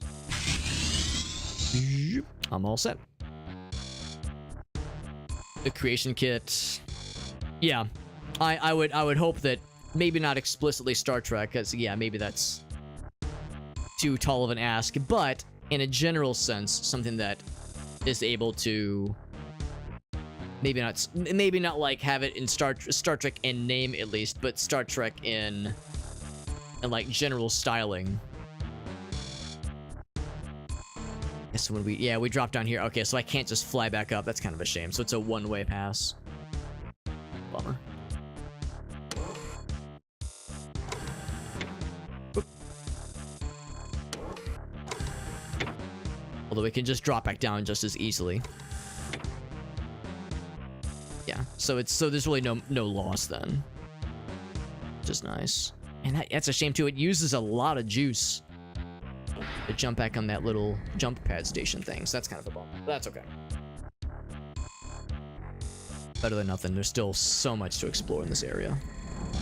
So much to do, so much to see. Ouch. Ouch. What's shooting at me? Oh, I don't even see. You're too dark. Too dark and scary.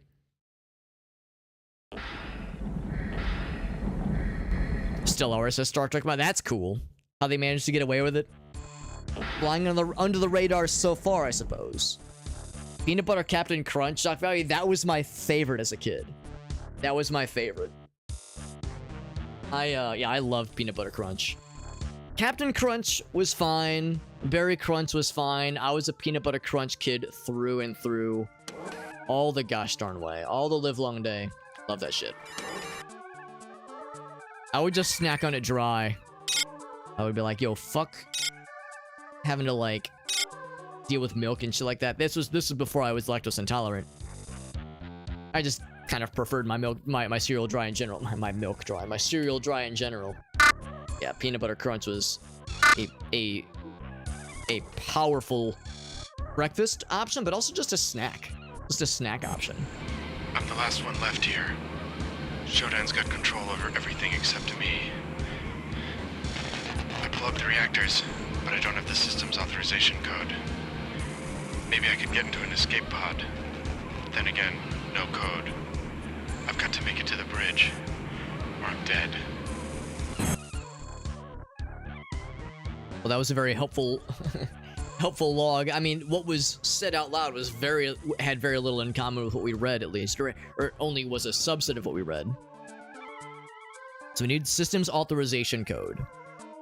And we probably have to get it through cyberspace, I'm guessing. So more storytelling of sorts. Hot streamers in my area.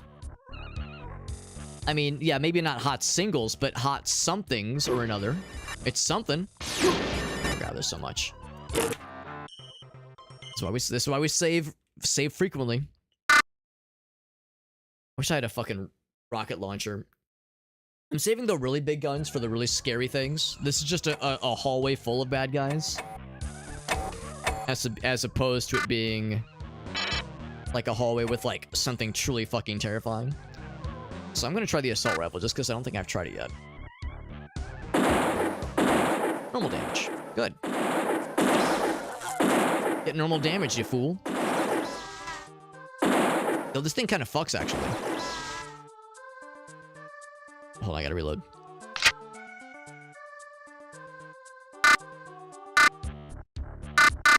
Do I have it selected? Yes, there we go.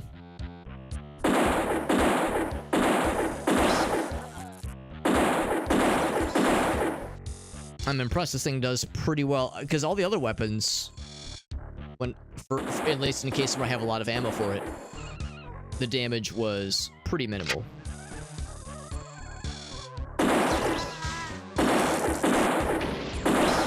There we go. That hallway full of... Now, it took like 30 shots, took like 3 clips of it, but we fucking got there, baby. I feel like I've seen the end of that hallway before. I should save before I stick my penis out too far. Yeah, dry milk. Yes, there is. Yeah, what is it? Dehydrated milk. And there's like non-dairy creamer. Oh god, that's a nice happy flickering of lights. Isn't that just great? I'm hearing more happy noises. Apologies to those having to deal with the annoying flashing lights. I know it's probably obnoxious as all fuck, but I don't have a lot of juice to spare. Battery juice, that is. So I'm having to do this kind of manually. I know it's annoying. Good to see you, by the way, Meerkat. Appreciate you popping in, despite the misleading clickbait smartphone ad that brought you here saying searing hot streamers in your area.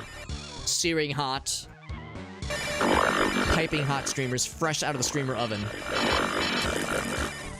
Young and virile and submissive and breedable streamers. I apologize if you were misled. Except for the submissive and breedable part. That part is very much real. Reese's Peanut Butter Cup cereal. Yeah, that's the thing. I liked it, but I kind of thought it was overrated, honestly. I remember trying Reese's Puff cereal, and I was like, well, it's fine, I guess. It just couldn't hold a candle. It could not hold a candle to the goods. Like, are you kidding me? It's just, the good stuff is just way better. And by the good stuff, I of course mean peanut butter. I don't know, Reese's Puff Crunch, Reese's Puff cereal, I remember being like, it was like kind of just too sweet. I remember thinking it's just a bit too much. Peanut Butter Crunch to me was like the classy choice. It was like it was like the sweet spot of sweetness, if you will.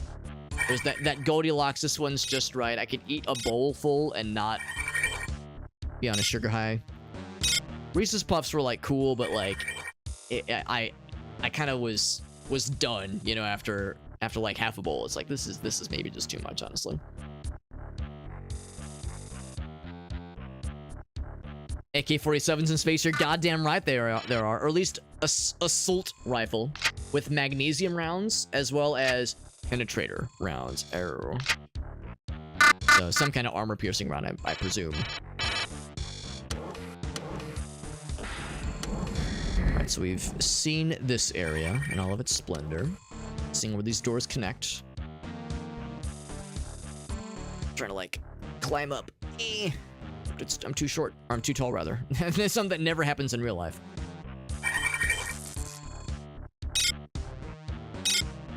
Grab these very phallic looking banana shaped ammo clips. Shove them up my ass where they belong. So if I wanted to, I could open this door that way and duck underneath this electric fella. Alright, so what I'm gonna do is I'm gonna set the charge. And then probably just go out the main door. So I think I could probably get away with just doing this. I can just go out the main door. I think that'll work. I'm thinking I like want to plan my schmoves. Oh shit. It's a good thing I checked myself before I wrecked myself.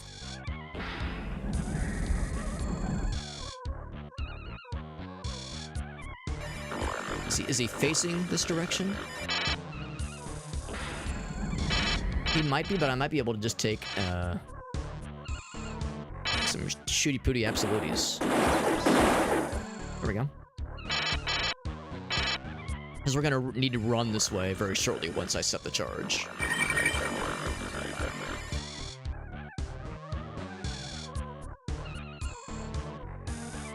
I'm gonna get whatever juice he's got, whatever goods he's got.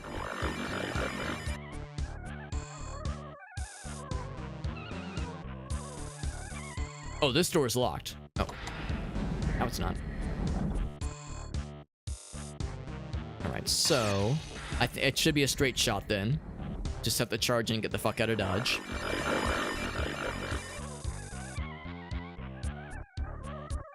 I'm gonna save before I attempt this because this is a bit of a maneuver we're about to pull.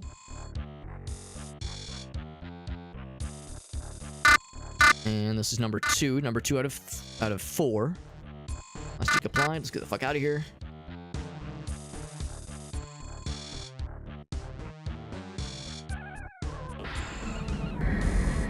Alright.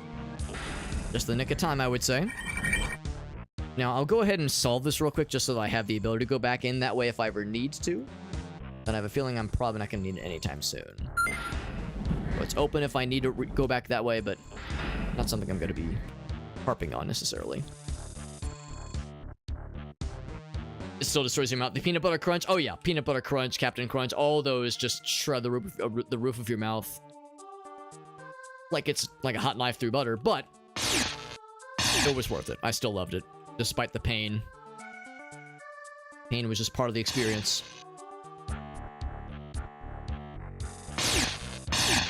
Kill all those things.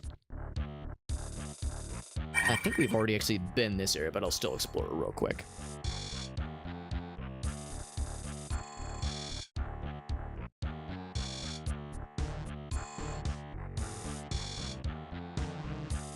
Earned $20. Oh man. I mean, it makes sense. I didn't realize it was that inexpensive, but it makes sense. By the way, we got Shake in the house. Holy moly, Shake, you freaking handsome devil. You know, we were just talking about scorching hot streamers in your area. You know, Meerkat thought he was cooking. He was like, "Oh, haha, it's just Alex, her." But little did he know, actually, what he was detecting was the telltale signs of a Shake raid incoming. So he sniffed out, indeed, the smoking hot streamer in your area was Shake all along. Not surprising, but very much appreciated. Thank you, my man. Thank you very much. We're doing more System Shock. We're actually zeroing in on what is, I'm not gonna say the end of the game, but like we're getting there. We're getting to the later parts of the game. Trying to solve some wire puzzles here. We're getting like towards the latter parts of the game. It's getting so close. There we go. And we're having a really good time, even though this game is kicking my ass a little bit. As is often the case, it's an enjoyable ass kicking. We're in a part of the game where we're having to save all the time and tread very carefully. And I'm gonna go ahead and dive down this way. Although I think I might have already resolved. Oh, there's a ladder here. That's convenient. I think we might have already resolved most of this area, but we'll still explore it a little bit. Shake was doing some games and demos. Were you checking out the Next Fest demos? Because I know that's what a lot of folks have been checking out lately, and there's some pretty dope ones. Well, not even just Next Fest. There's Summer Games Fest. There's like all kinds of cool ass demos to try. So yeah, there's a lot of great stuff to look out for. So yeah, I'd love to hear just kind of what you've been up to, and if there were any games that really have captured your imagination, because I'm down for the Shake recommendation. This is the OG. This is the OG asterisk. There's an asterisk next to it, because you've probably already noticed this is the enhanced edition, which allows us to have some nice modern conveniences, such as glorious widescreen mode, as you can see.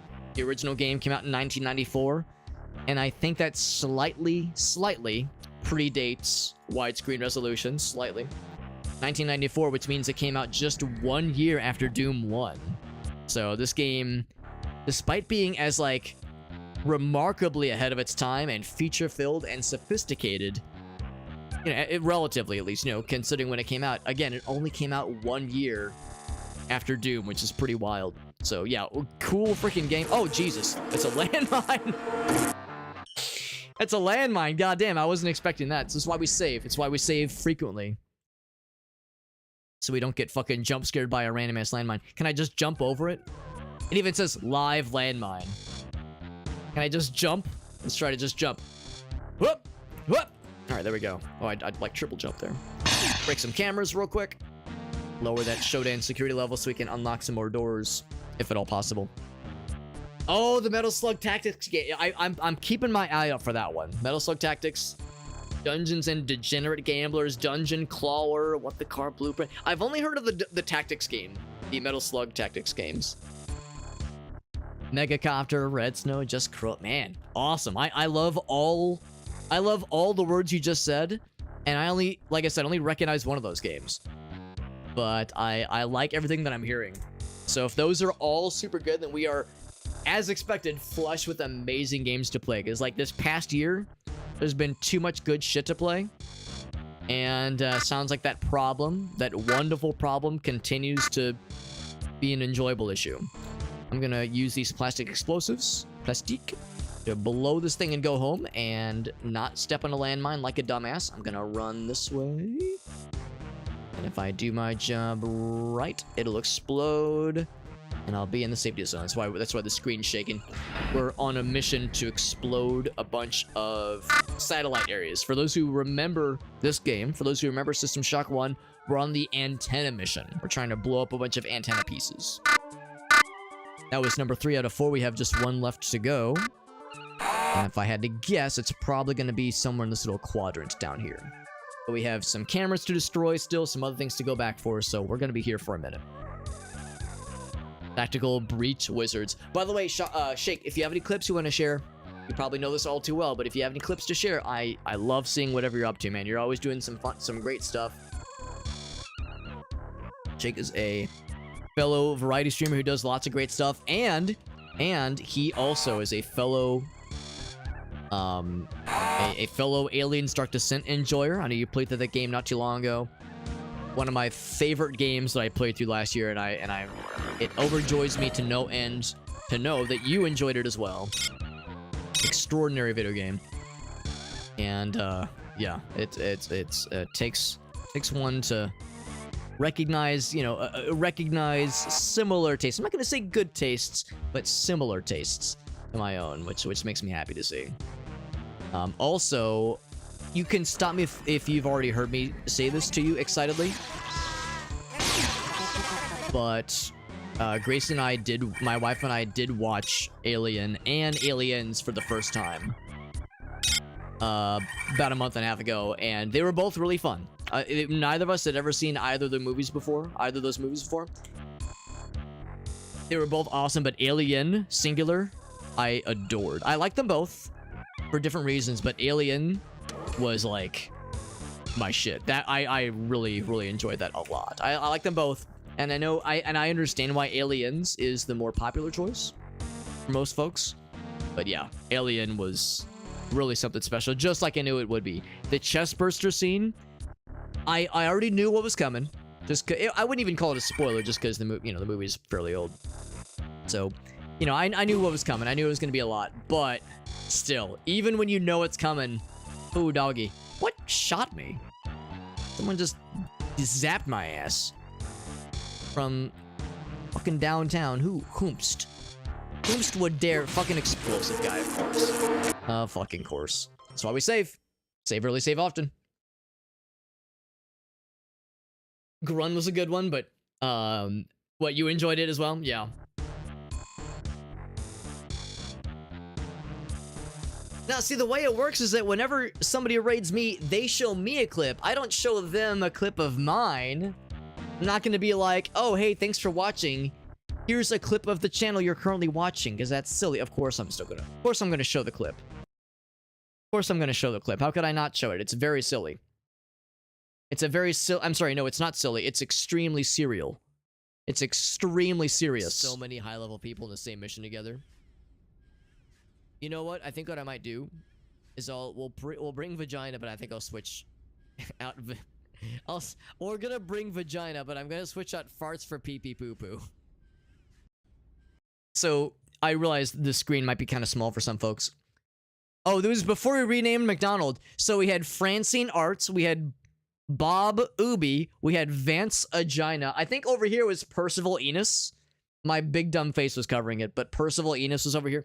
So it allowed first initial last name to make some very normal conversational moments were so normal when we played that game. So I can only assume Shake was probably a little bit more mature about his character selections than I was in this game. Yeah. But like I said, Shake, or if any of the wonderful viewers from Shake's stream have any clips of his that they would like to share, feel free to post them. We can all watch them together. Yeah. What's up, Aleph? Alien is the superior. Yeah, I loved it. And again, I like them both. And I also get why more people liked Aliens. That's the crowd pleaser. That's the action-packed knuckle biter, like white knuckle, like action movie. It was very well done. And there were some sick-ass moments that were very satisfying. But yeah, Alien is my kind of shit with creeping dread horror. I fucking love that shit. Romulus, though, yeah, I know we have like an actual trailer, which I have not watched. I have not watched the actual trailer. Unmute that real quick. Alien 3 and 4. I've not watched Alien 3 or, what was it? Resurrection? Was that it? Or, I don't know. I've only seen the first two. Yeah, for the first one or two of them, or Elgato, yeah, there was one moment where I was like, Percival Enos, that's kind of weird, and I typed it out, and I was like, you motherfucker. Big explodey action, yeah. You think Alien is objectively better? I think more people like Aliens more, honestly, though. And I mean, Of course, the whole way it works is that they're very different movies, and they accomplish different goals in different ways. So I guess it depends on what you're looking for. If you want sci-fi horror, Alien all the way. But if you want kind of like sci-fi action with much more, I don't know. I mean, you get interpersonal interactions in Alien, but so much of Alien is isolated in a fucked up space station and you can't trust anyone. Whereas Aliens, you got your homies that you can fairly reliably count on, and there's like camaraderie. There's no camaraderie in Alien. Like Alien, it's like, yo, who can we trust and who's gonna get got next? Whereas Aliens, you actually get to build like maybe not relationship, but like connections with people.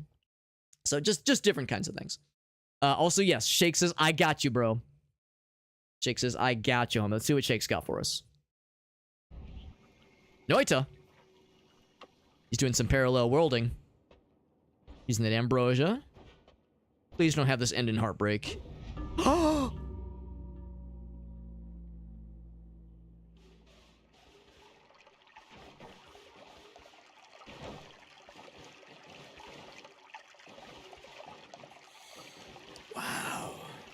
Wow.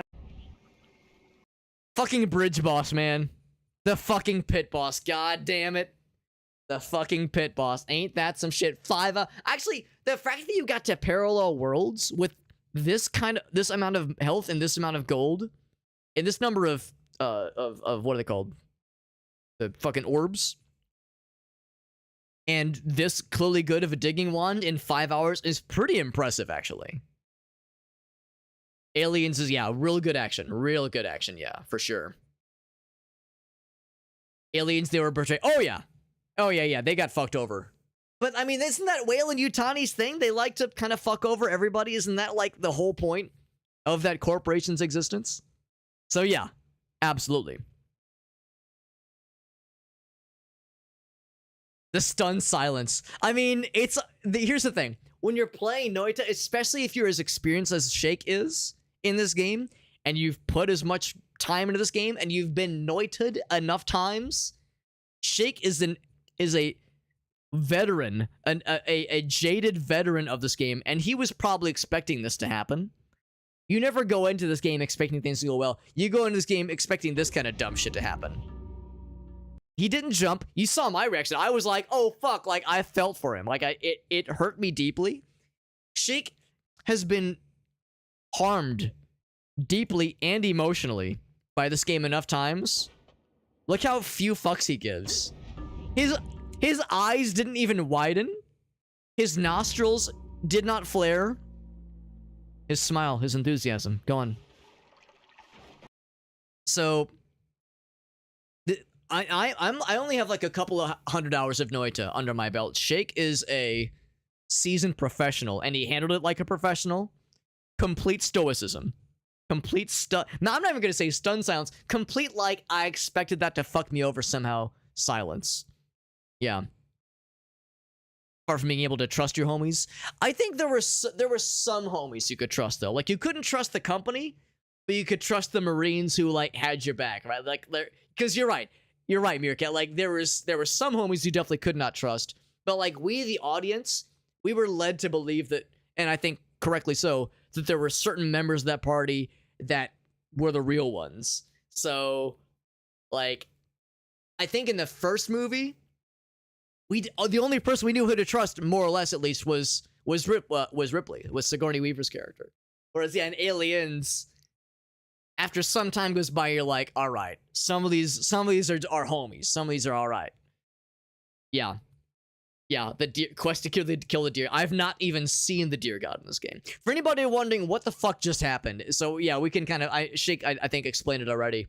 So, to get to this point, I guess you had to mine past the pit, or are you already in a parallel world? Maybe you're already in a parallel world by this point, because the pit boss spawns in the pit. In the main game, in World Prime, and maybe you had to dig past it, maybe you just zoomed past him and he somehow caught up to you, or what I'm thinking the more likely case is you're already in a parallel world, and in the parallel world, bosses just hang around. They just pop up randomly in the parallel worlds, And the pit boss has this really cool ability where he will hit you with a polymorph shot, and if he hits you with a polymorph shot, you get turned into a sheep that has 10 hit points, and you lose all perks when you are a sheep. So he hit the cursed rock and died because of the polymorph shot. And you know it's the pit boss because he pops up right afterwards and he says, "Hey, I'm the pit boss. I have wands. I'm doing my bullshit." Back on my bullshit. So yeah, fucking pit boss just polyed him, and there was nowhere else left to go, nowhere left to run. Parallel world fight. Yeah, that makes sense. That makes sense. So yeah, I knew what it was, but it still hurt me deeply. It still hurt me deeply. Yeah, the deer god. Yeah, there's the deer god. There's the flesh biome. There's the fishbone quest. There's all these new things that I've not even seen before.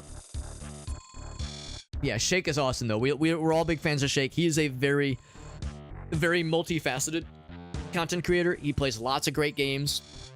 He played a lot of great demos in tonight's stream in particular. And I think also a couple nights ago you played a lot of demos as well. So a real variety man, but also seasoned expert in Noita and some other games, and a fellow Alien enjoyer.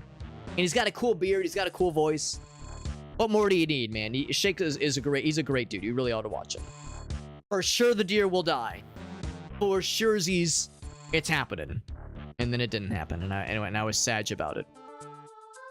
Thank you for that rage, Shake. I really appreciate you, buddy. I would love to hear if you have other plans for this week or for this weekend. If there are any games you have coming up or that you're excited about. We were actually just talking about space games. We were talking about like space exploration games, No Man's Sky, Starfield, that kind of thing.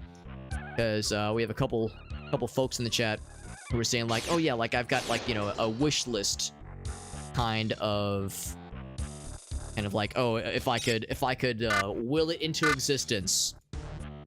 I have a not me myself, but another chatter was saying like, oh yeah, I have like if there was a space game I could like kind of craft. You disappoint me. Listen to it real quick.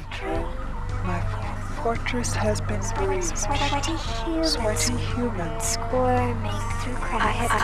I have given you augmented senses, armor, mental enhancement, and still you fail to crush out these feeble insects. They have reached the 8th level, and still they rise. I strengthen my palace, but my Children, you must learn from your mistakes. So Shodan continues to admonish her underlings for failing to stop us yet. And, well, she's getting mad and she's getting desperate. Good. Fucking let her. But anyway, yeah. I think Shock Value was the one who was saying, like, yeah, it's like, I wish I could will into existence this kind of, like, hypothetical video game that would scratch all of my space exploration itches. And actually, one game I have queued up for either this weekend or maybe early next week is a game called Underspace. And I'm not gonna, like, try to oversell, like, and be like, yo, this game is gonna be dope as fuck. But I think it looks pretty cool. But this is coming from a person that doesn't really do a ton of space exploration games, so, you know, take what I'm about to say with a grain of salt. But I'm excited to play it. I think it looks pretty cool. Also, the explosive guys, I'm going to have to destroy them. Explosive, I'm gonna have to kill them from a distance, that is. I'm going real close to the ground. I'm like zooming around on all fours, on the floors. I'm gonna like scooch this. Excuse me, trying to like nudge it. Yeah, we'll be checking. Oh, there he is. Oh. I'm gonna explode him from afar. Minor damage, that's not good. Magnum PI. Severe damage. Magnum got his ass. Yeah, those things explode, and their explosion radius is gigantic, so you want to kill them from a distance if at all possible. They're not fun. They're not fun to deal with.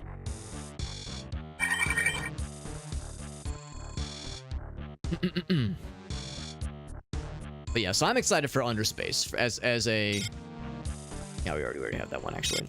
as a very much a normie, not even a normie, a noob when it comes to like space exploration. I really like No Man's Sky. We were saying earlier, No Man's Sky is very much a... Let's shake it. These are nice. Very much an arcadey experience, and I think Underspace looks to be fairly arcadey.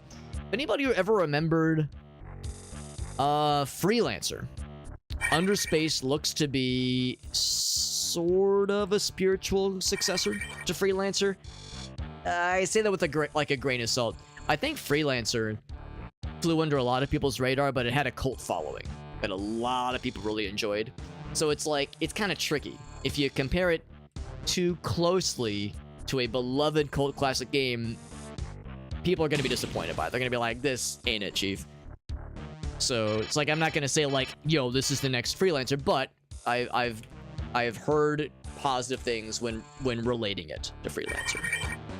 So anyway, so we got that in our kind of on deck for sometime either this weekend or maybe sometime early next week. So I'm excited to try that out. Also, Scald, something, and the Legend of the Black Priory, I think is what it's called. Looks like it is a really cool kind of turn-based D&D-esque game. That game looks incredible. There's a Dare Drop campaign for that that's going on right now. So I'm definitely going to jump on that next week. And we also have the remake of this game to play. Although I don't think I'm going to do a full stream just yet. I think we'll do one stream of it to kind of satisfy the obligation that I got as a review key for it. And then I'll circle back to it eventually, but some of these other things, like the aforementioned... I had to grab that one. The aforementioned Underspace and Skull, those are more time sensitive. Yeah, so we got lots of cool stuff to look forward to. I got lots of games on my horizon that I'm really excited to play more. Shodan, more like not today, Dan. Shodan, more like no Dan. That's mine. That's my zinger. Shodan, more like no Dan. More like no Dan. Show Daniel. Oh, show Daniel, more like no Daniel. That's what I say to that. Astromedica? Subnautica in space. I've never heard of Astromedica, but I like the cool name. It's fun to say. Armory icon, you say? Okay, alright. I'll bite. Although I think I've been here before. I have. We connected a bunch of stuff, which makes me happy. There's cameras I want to kill. And cameras I shall kill. Also, at some point, I need to get my juice refilled. My guys get... Oh, the juice! Ouch! That was not nice. That was not nice. I was like, well, I could reload the save. Or I could say fuck it. Say camera here. Power supply exhausted. Oh, and they're pooping out more of them as we speak. Severe damage. So let's go back in the main area. I can get a quick refill of the juice. Yeah, because now we're back in kind of the main loop. Fatigue levels are high. I think I can just climb back up here, actually. This door should be open again. Beautiful.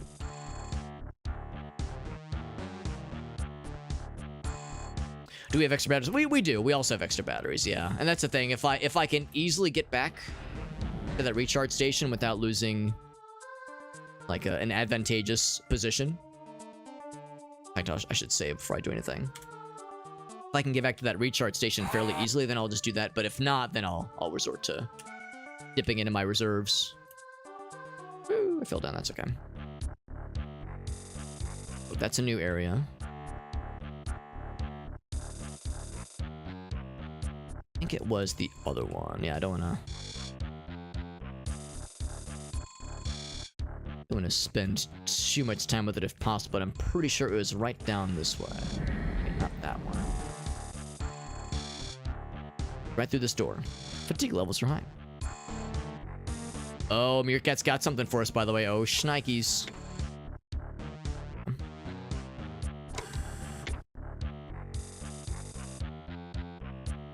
So what I might do... I'm curious. Like, I wonder if I'm like really fast. Can I jump back up? Oh, look, yeah, it closes too quickly. Damn. So we have to go around, which is kind of annoying. Especially given how we have to use a bunch of the juice to be able to reach this other door. And it's kind of annoying to have to go through that whole process. It's this one right here. I actually wonder what the button for the jump jets is. I might be able to make this a little bit easier for myself. Under MFD jump jets is none of these things. Is it icons? 0.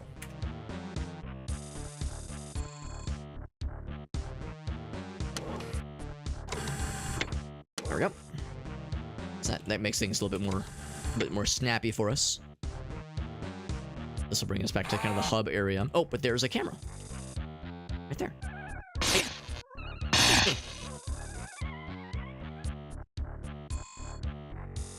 Yeah, I should be checking my map every so often because there's definitely areas that I've not fully explored yet. Or not even an issue of areas not having been explored. But yeah, cameras that I need to take out to lower the security level. Let's go ahead and save. Oops. I accidentally applied a backslash to that one as I was hitting the enter button. I pressed the enter button a little bit with too much of a flourish.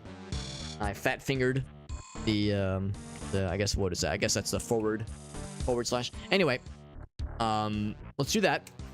But first, yeah, Meerkat's got a thing for us. Let me mute the game for a little bit. Meerkat says, "You are not ready for this, Alex." Meerkat says, "Prepare thine buttholes." Just kidding, your butt will never be ready ever in a billion years. Damn. That's impressive. To this, all I can say is... Wait for it. To this, all I can say is, holy shit, leave some pussy for the rest of us. Holy shit. Leave some fucking... Leave some... I mean, man, oh man, just the pussy slaying energy emanating from this sex god. Oh my god. Yeah, amazing. You're at the club and this dude slaps your girl's ass. What do? Amazing. Part of me wants to know where you find your images, Meerkat. Part of me wants to know your source, your dealer for these kinds of things. The other part of me wants to not know and to have it be remain a complete mystery. Part of me wants to be like, no, I want the mystique to remain. A real professional never tells his or her secrets. She's his now. Sorry, man. That's the way it works. You've seen it before, Elgaso. I mean, I've seen some weird ones. I've seen some weird hairdos that involve the tail of something either wrapping around it being part of a beard or being part of the hair, but I've not seen this one before, and it's powerful. Very powerful. Just the full commit with the fucking... It's not a rat tail, it's a lizard tail, but I mean, for all intents and purposes, we in the industry call this a rat tail, but holy shit.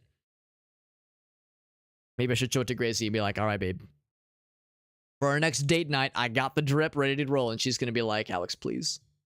You fucking weirdo. Alright, friends, MS Paint Challenge. I need to recreate this image in all of its glory. In MS Paint. I have to recreate it in MS Paint in less than 3 minutes. A little space written out over here for it. And, of course, I am not an artist. I have no creative background, no training, so my MS Paint images always look silly and goofy and crusty, and that's just the way they ought to be. So anyway, let's jump in, friends. 3 minutes on the clock. Coming in hot in 3, 2, 1. Here we go. So, let's get the general kind of shape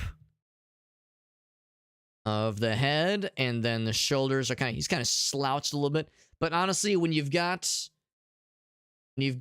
this going on like this guy clearly does, you don't need good posture. You don't need good posture. You don't even need your hands placement to make perfect sense. You've got all you need right here. Also, do you think he's wearing jorts? I like to think he's either wearing jorts or cargo shorts.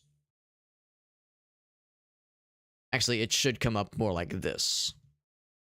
I think they're cargo shorts. Let's be real though and call them what they are and say they're cargo jorts.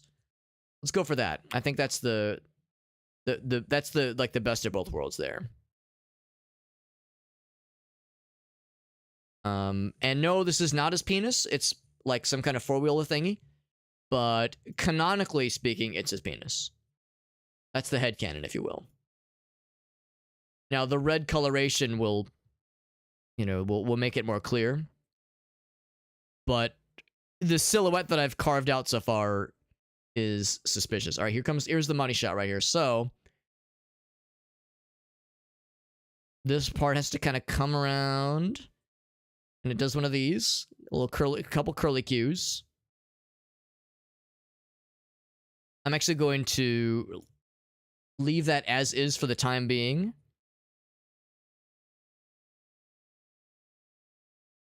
And then it kind of comes up. Got a little head. I might have cooked a little bit too much with making the head like extra silly looking, but actually I think it kind of fits. Making it extra like really exaggerated. I think it fits. Okay. And then he has an ear. And we don't really see his nose, but we'll just assume he has a nose. And maybe even an eye. I'll give him an eye. And I'll give him a little smile. A little happy grin there. Let's go ahead and start filling things in. And kind of fill out more of the details in a bit. Oh, Jesus fucking Christ. I was hoping to like... Oh, you know what? I think I see the issue. I was hoping to just do like a... There we go. Some of those. He's got the pants. He's got... I'm just going to go and make this very dark. Like that. There we go. I might fill in a little bit more of that if there's time at the end. Whoops. Oh, and his arm. There we go. Bam. The implication that his legs just disappear is also kind of cool. We've technically gone over on time, but I'm gonna like take this as an opportunity to do like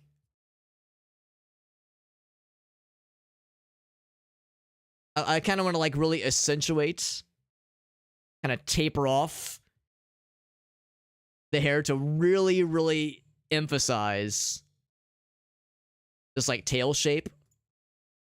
I think it's kind of fun doing it that way. And then, is there anything else? I think that's good enough. You would wear cargo jorts. It's a pretty powerful statement.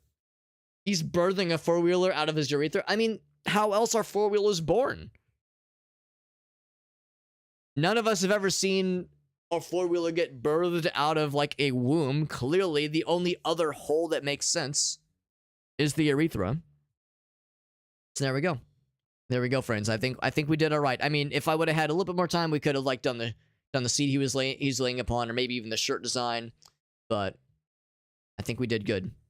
And it really, in this particular case, it looks less like a haircut and more like a little fucking duende cryptid fell asleep on his head, or is trying to hump the life out of him, trying to hump him into submission. But whatever's going on here, we got it. We got it in all of its splendor, and we get to crop it down and save this one off. Oh, don't mind the Windows noise. Don't mind that. Number 334. Powerful drip. Meerkat, you were correct. This is a powerful drip, and we appreciate you showing this to all of us. All of us. Hair Duende.png is the name of this one. And let's close this. Gonna unmute the game, and real quick, I'm gonna post this to the Discord server.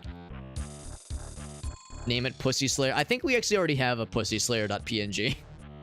That was why I held off. I was like, I think we already have a pre-existing Pussy Slayer.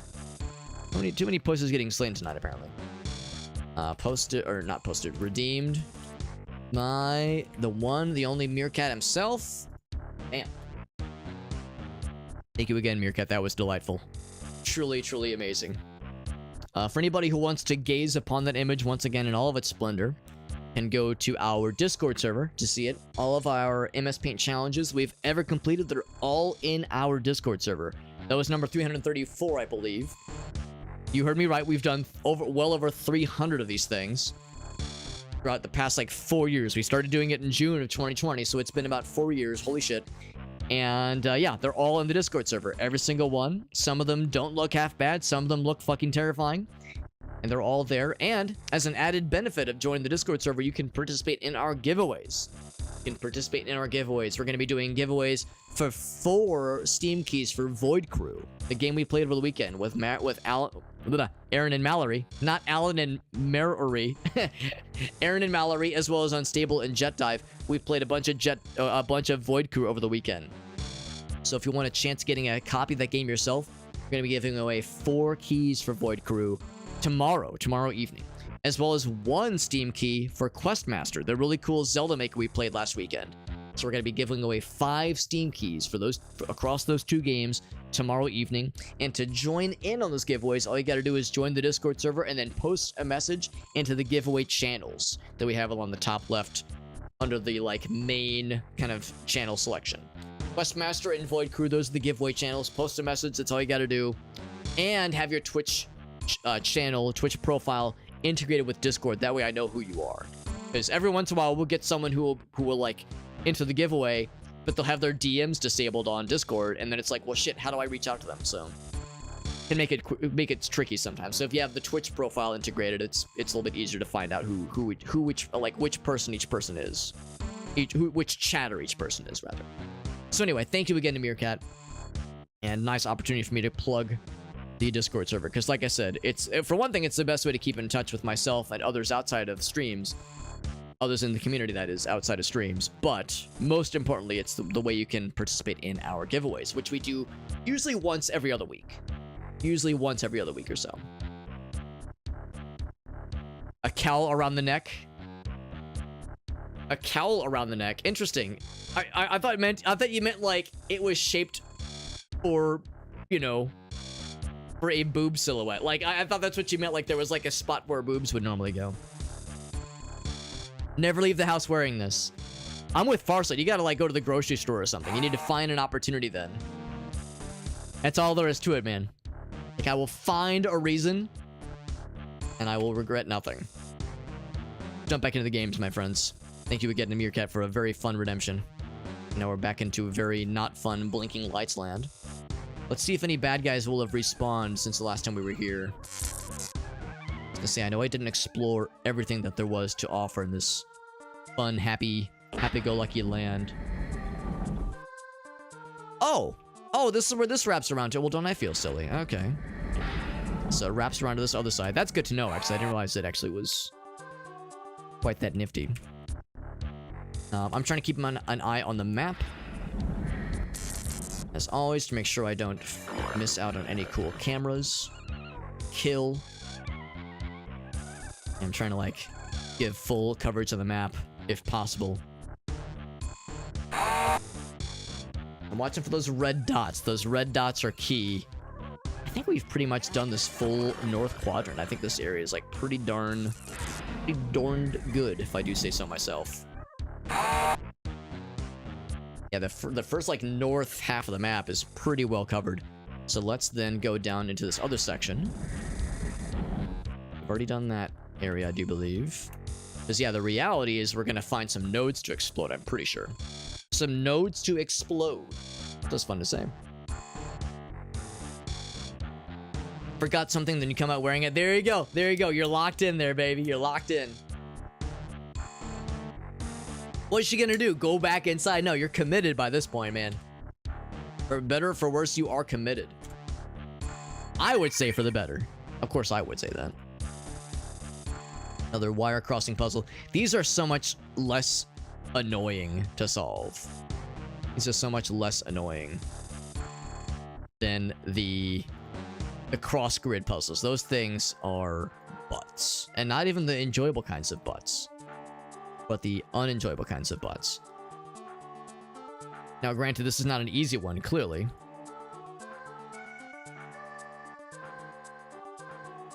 think the best... Let's see. Probably this one so far.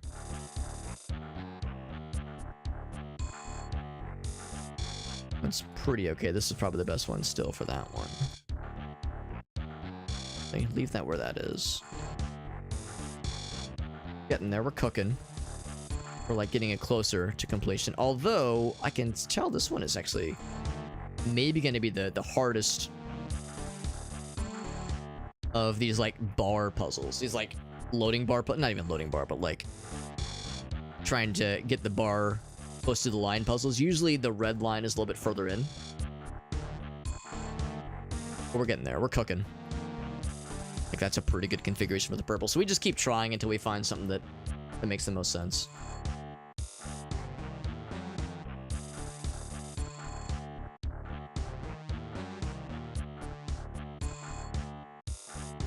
I put that back. Actually, yeah, that's a pretty good one. Yeah, actually, horizontal might be the best one for them. So just keep experimenting. Like, and I really appreciate the fact that it's not just a...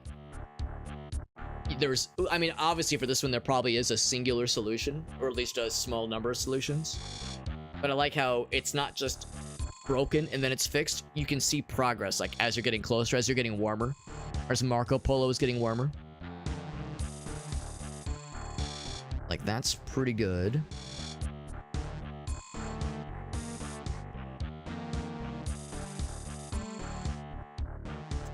So it's either that...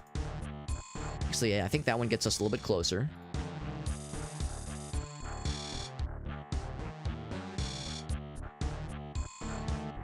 So... poke around with a couple of other options.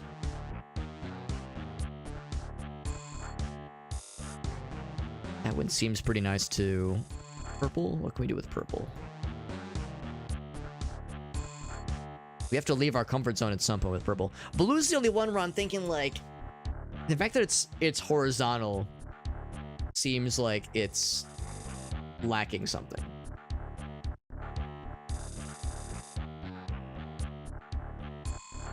That's not it. That's not it either. That gets us further away. Like, what blue is occupying, I feel might have some potential. But so far, all choices point to, like, no, none of these are it. This is the best we got so far. Poked around a little bit with purple. It's so scary though, having it be as close as it is and wholesale abandoning a like one of the two slots that is good. Like, what if I move both of them down? You know, really like poke around and try every which option. Out of all those, this one seems the best for purple. What about yellow?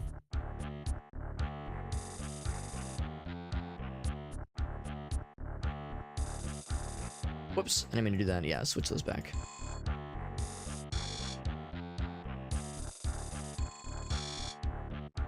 Now, the glory behind all of this is we do have an auto solution. So if I don't want to fuck with this anymore... Actually, I'm wondering if it'll actually tell us what the solution is. If we use the logic probe. It does. It does tell us what the solution was. So yeah, I mean, I'm okay with using that to save ourselves some time. Is that we were gonna be there for a while. So I have no shame using the get out of jail free card. We have a button for the core, as well as a shield button, I'm assuming. Shield remover button. Large button. Oh, that removed that shield. Okay. And I'm guessing that, yeah, if I wanted to jump back up with the ladder. Okay, that makes sense. Yeah, what's this do? Core locks disengaged. Cool. That sounds like a good thing. I don't think that's bad. I think that's good. Thank you, Microsoft Sam. Is that a healing device? Whoa! We haven't seen one of these in forever. Oh, fuck! I was like, oh, and a free landmine, great. Oh, fucking hell, it's an armed landmine. Oh, God. I was like, hey, because you can pick up landmines. We have some. Yeah, we have 11 mines, but that's an armed landmine. Not like a fun haha pee pee poo poo landmine, but a big dick slapping landmine. And it slapped my non-big dick even. Core locks It slapped my disengaged. extremely mediocre one. My extremely mediocre penis. Yo, shouts to landmines that can kill you when you're at full health. We haven't seen an automatic healing. Oh, you can explode them, by the way. I don't know why. I didn't mean to click that, but I guess now we know you can't explode them. No, shoutouts to the fact that we actually saw an honest to goodness healing device. We haven't seen one of those since the beginning of the game. We saw one from afar in floor 5, maybe? But I have no way to get to it. Like, it's locked behind some other control that I've Core been unable to locks figure out so far. disengaged. So yeah, that's dope as hell, the fact that we get a health restoration station. That makes me very happy, because yeah, we've never fucking... I thought we were just never gonna find one ever again. We get the switch? Cyborg conversion cancelled. Oh, beautiful. Standard station restoration procedures online. Alright, so now I can be a complete penis and be very inefficient. And no longer be like careful and silly. Now I can be stupid and dumb. Door's broken beyond repair. Oh, well, we've actually seen what's on the opposite side of this door, so it's not anything worthwhile or exciting. Yeah, the respawn station is huge. Oh my god, they got an energy station too. They got everything here. Holy shnikes. Are these kinds of things staged before big fights? I wish I knew. The reality is that, yeah, we just don't get them ever. Do they put them before big fights, or do they just not give them to us? They just don't give them to us is the answer. The answer is if there's big fights, they say fuck you. You don't get them at all. But that's okay. There's more this way to explore, obviously. So we obviously had to come here to disengage those core majiggy-roos. But, whoa, didn't mean to fall down. Although I guess I can, yeah, confirm. Doors broken beyond repair. I definitely want to go to the other sides, though. Can I just climb back up? There's another way to get up there, because there was another kind of spot I wanted to check. I can go this way, though. And of course, if nothing else, I can just respawn up there. So there's some really fun, some really cool noises happening as we take on a very happy amount of radiation therapy. But we have a pretty good suit that can resist it, so we're doing all right. And again, I've full license to be a complete dumbass and not be overly concerned. Radiation suits, yeah, not be overly concerned with self-preservation, because I will respawn with full health and full energy whenever I want to. Whenever I die, that is. So hopefully that'll kind of make this a little bit quicker now that I don't have to be like super concerned with being efficient and careful, and kind of throw caution to the wind a little bit more. Of course, it means that we'll lose some efficiency when I die and respawn. But I like to think that overall this will be a quicker experience. That's a really cool noise. I know everyone loves that noise. Bizarre how that goes. It's a mutilated corpse and a head that is far too large for it. The large head. I'm wondering if that's gonna be a teleport. No teleports. Excuse me? What? What? Oh! Sneaky.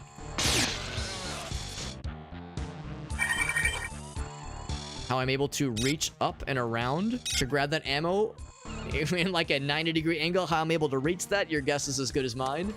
I have no answers. Strangely enough, no cameras on this side. I wonder if we're gonna find some nodes soon. There's one. Wow.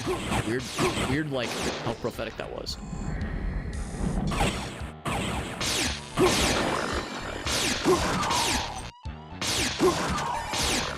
kill all of them, including myself, but that's fine. We'll just respawn.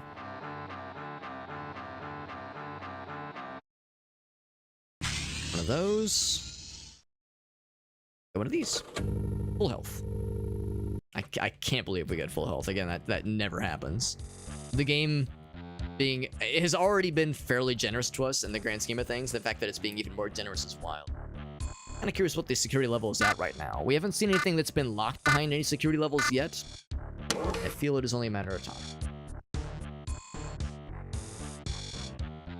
So security is at 9%. So there's a few cameras we haven't destroyed yet. And there's one on the map right now that we can visibly see. What? Oh.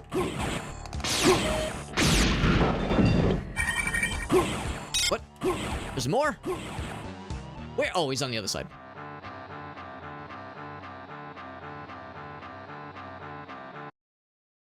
Now something slurped a bunch of my energy.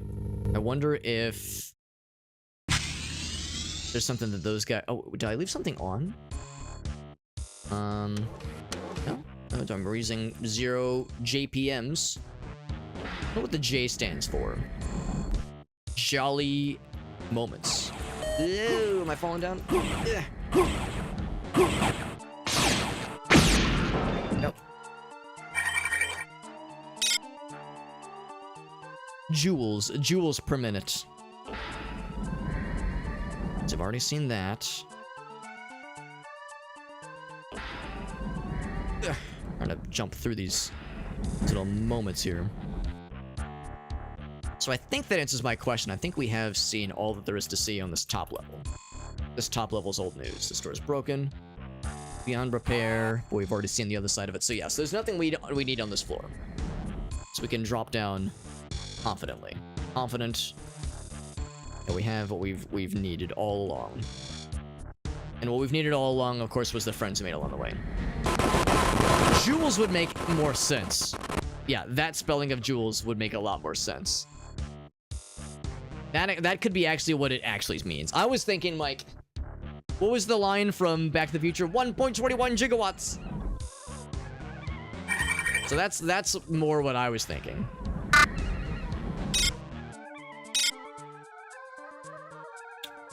What, heavy slug, that's right. Although I think the 1.21 gigawatts line, I think that was spelled with a G and not a J. If I had to guess. There's 4 cameras in here, wow. Will this be the end? 4? Not quite. There's still one more. I'm hearing the fucking robot frog noises. I guess I'll save just because it's probably not... Even though there's like no immediate danger, it's probably not a bad idea. This is a corpse flavor we haven't seen before, I don't think. New corpse flavor. Wake up, babe, wake up. New corpse flavor just dropped. And from the data reader. Level 7 logs. Richie. Shodan's got complete control of the system. We can't override him. He's keeping the codes from us. If we could just shut down the CPUs on levels 1 through 6, then we could. Yeah, that would do it. The question is, how do we do it? We can't send strike teams to disable the CPUs on those 6 floors. We can't even defend ourselves. Richie out. That's right, too. Yeah, we need the... So I guess that's kind of indicative of why the codes are important. I don't see a code on this floor, unfortunately. This is usually when you destroy some nodes, there's codes that display on a panel or on a display screen somewhere nearby. Now, and the display screens are indestructible. These, of course, all exploded, but they exploded when the nodes exploded. There was no way to prevent that, I don't think, at least. So maybe the implication here is that they said for the first 6 floors. This is floor 7. Maybe we don't need any more code. Maybe we have everything that there is to see. But yeah, he said we're gonna need them. We're gonna need the codes on those panels from the other 6 floors where we got to, where we had to, like, blow up the nodes and then write down. So there's apparently something here. It's like something, like some little niche in the wall there. This is it's on the map at least, in the bottom right corner. But anyway, yeah, so I think the implication there is we're probably set. At least for the time being. And all I think we need to do is take out the last cameras, and more importantly, take out the last antenna section. One of these. If I could disable that thing, that'd be very convenient. There's probably a way to do so over this way. The door's gonna have something. In fact, that might actually lead conveniently to... Oh, I was gonna say that's a noise of something warping in, I think. This door's open.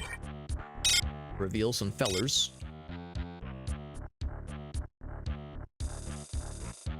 Can't be used, but this definitely will open up at some point. Yeah, this will open up. You can see this little spot on the map for it and everything.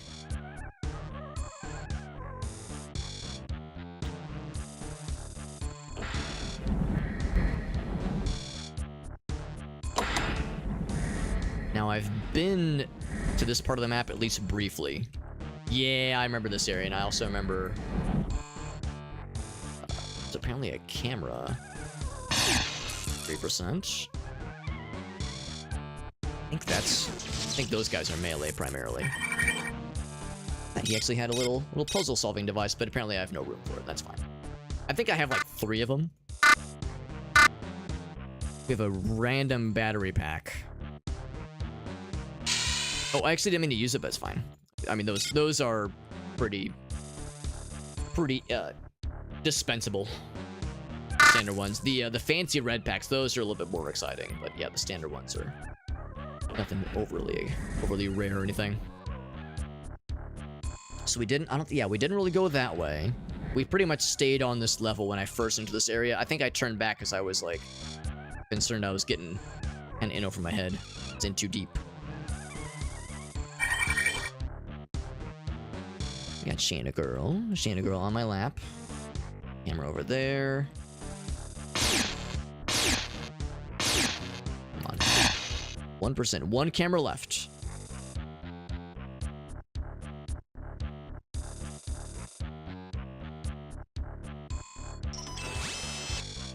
Let's go for this guy. Ooh, big fella. Oh, he got me. That's okay. Let's respawn.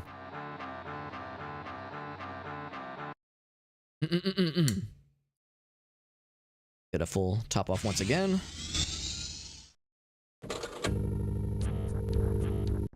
And climb on out of here. Yeah, I was hoping we could get the, it would have been nice if we could have found the shortcuts to open up these little stations. This little force field, just because they would have saved us some trouble. The good news is it won't take us too long. Because it was this way. Gotta go through this really cool radiation area again. Wiping my forearm because Shayna is very happy to see me, and she's doing that thing that cats do where she's like kind of slobbering her like the stuff that comes in the cat's glands that are on they're kind of like next to their noses. Which is very nice, and it's like a sign that she really likes me, but also it's like I'm pretty allergic to cats. Not like that allergic, but like as long as I wash my hands after I pet with them, I'm fine. But the one thing that gets me is that like the stuff that comes from those glands makes my skin very itchy. So whenever she wipes that on me, it's like, oh, let me wipe that off before it becomes a problem. Because he's such a sweetie, though. He's such a sweet girl. It's like I can't get mad at her, especially because it's a sign of affection. Such a little sweetie girl, aren't you, Shayna girl? So there was that one door to explore, but I kind of want to resolve this little area first, just because we got to this area way earlier. My interpretation is that this won't take very long to resolve. Oops, sorry. Nope. Trying to wipe my arm off. There we go. I have live wire there, so I don't want to bump into that and get electrocuted.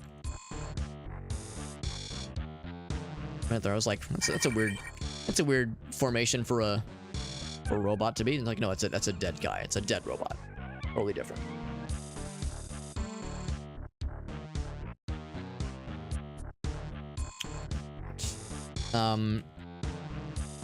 There's a second floor? No, there is not. More dead bodies. Oh, shit. Man, these guys are sneaky. Oh my god, I couldn't even reach him. Yeah, well, that's unfortunate. I just kept hitting the floor in front of him. He was carving my ass up with those shurikens. So I gotta get back there then. Hello, Sheena girl. Still never found the way to disable those force fields. Oh my gosh, Sheena. I know you're very sweet. You're very excited. Let it be known that for anybody wondering, Alex, you're clearly neglecting this cat. She has gotten zero attention all day, which is precisely what she would want you to believe. She would want you to think, yes, feel sorry with how horribly I'm neglected is what she wants you to believe. Don't believe her lies. Don't believe her lies. She's gotten so many lovies today. So many lovies. Especially when you consider I work from home most days of the week. She loves to jump on laps and be a little buddy. She's very nice. But also, Shayna, you get so much attention. It's never enough. It says I need more.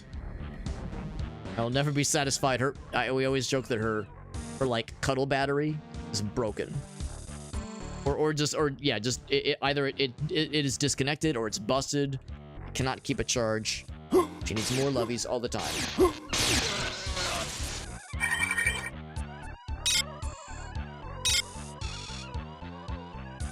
It's weird because we get that noise sometimes, the noise that's blaring right now, which I always took to mean you have low health. We got hit once and we're still in the yellow, so it's like we're definitely not in a low health moment right now. So this will connect back to a familiar area, probably. Okay, so that's what this is. Alright, cool.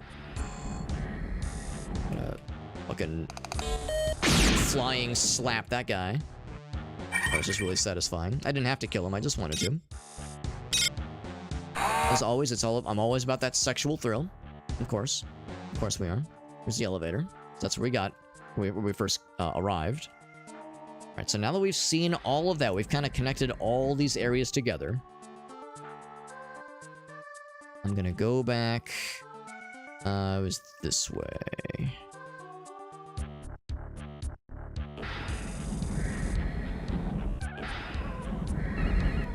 Let's see what awaits behind door number 3.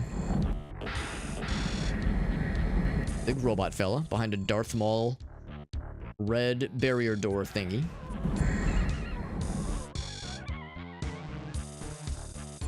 Now, I know not everybody loves Phantom Menace, and I don't either. That movie is rough. That movie is rough. I enjoy it from a nostalgia perspective, but the movie is rough to watch. But I do admire... Oh, by the way, Aleph, the hydrate. I admire Aleph, that's correct, but also the hydrate. I do admire how, like, the very limited screen time Darth Maul gets. I do enjoy it. And I like that scene where, like, he's pacing behind the red barrier. Like, waiting, because, like, they're waiting for, like, the timing locks to disengage. And the way he's like kind of staring down Obi-Wan menacingly. I always liked that scene. And apparently the idea with that scene was, like, he was trying to mimic the way that a tiger paces. Like if they're like behind, like if they're in a cage behind some kind of barrier where they can see something they want to get, but they can't get it yet. They just kind of pace back and forth with their eyes like locked in the whole time. It's like that was the vibe they were going for. I always thought that was kind of cool. Let's see, what's the trick here? Wow, that was a really easy one. Why was that so easy? What the hell? That was. All right, solve the puzzle. Just click the good button. Click the button that makes it from sad face to happy face, and then you're golden. Also, security is disabled. And... Alright, I'll bite. What's this do? Okay, well, I think I want that engaged for a little bit. So I can slap his ass. unpleasurably.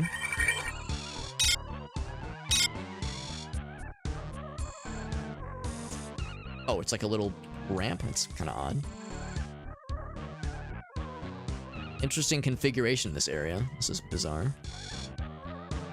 Oh, I'm hearing some... the robot pig snarls.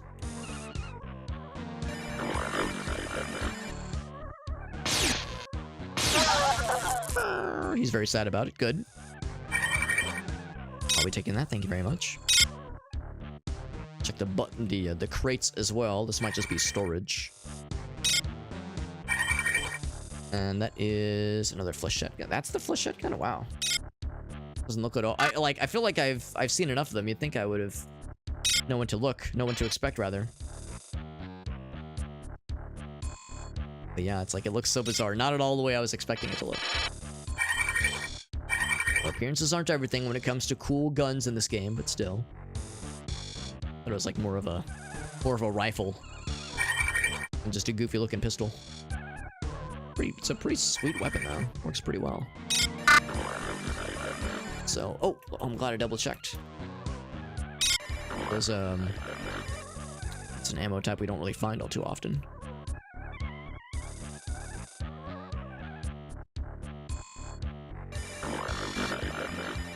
This is a bulkhead door. Oh, lots of fellas in there. They were guarding something. I definitely want to get in there, see whatever that is they've got. Regarding something fancy. Oh, right, that one's broken. It's busted. Never did find the other little barrier dispensing things.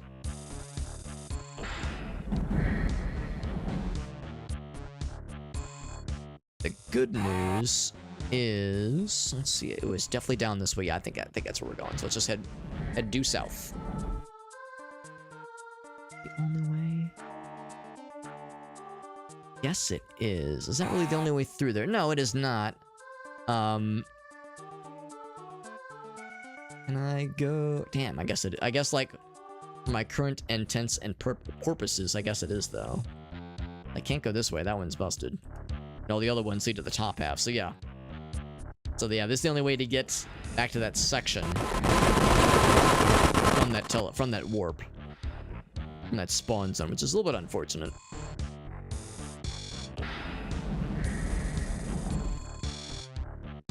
Once we open up those little shortcuts, we'll have a much easier way. Good news. And that brings us precisely where we wanted to go. So, what did I do? I went... Oh, big guy. Oh, that was from removing the barrier. Go for it. We get a target identifier upgrade, which we actually already have. We already have that one. So that's old news.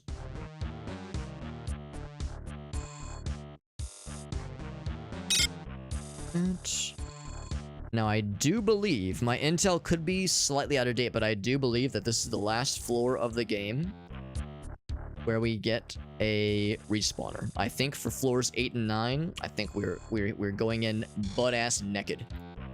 Which is to say, no respawners. Yeah. So we have that to look forward to. And be fearful of. I'm gonna save real quick. Before I jump down. This is an elevator that leads to floor 8. Alright, so now we know.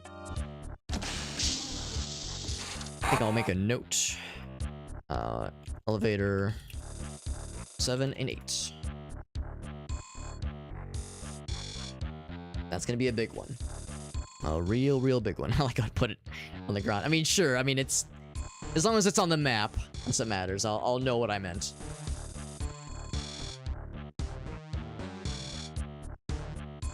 Definitely do want to see what those fellas were guarding. That one room. That one big scary room. Don't think I actually want to go up that way. I think that might be... I mean, we'll eventually want to go back that way. Like, that's a nice way to get the heck out of here. Or when we want to set the charge and get the fuck out of Dodge, but I was gonna say I want to resolve this first. Killed this guy. We got his goods. Oh. This wasn't here last time. What the hell?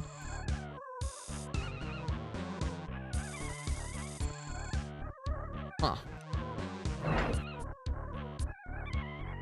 Wonder if I, like, jump? Nah, maybe not. A little bit annoying, but the good news, if I just go up this way... Maybe when I press that other switch.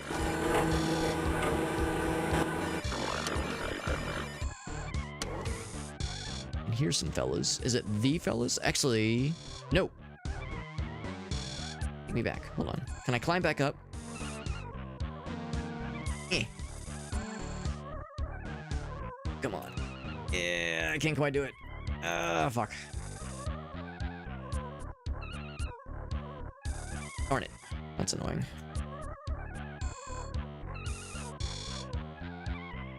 Oh, the good news is that this door stays open. Okay, I thought it was, like, gonna close behind me or something. That part is less silly. So what's with this, like, bar over the gate, then? Well, that happened. Can't use grating. Well, isn't that just great? Now, the little door thingy kind of makes it seem like there's another way in there.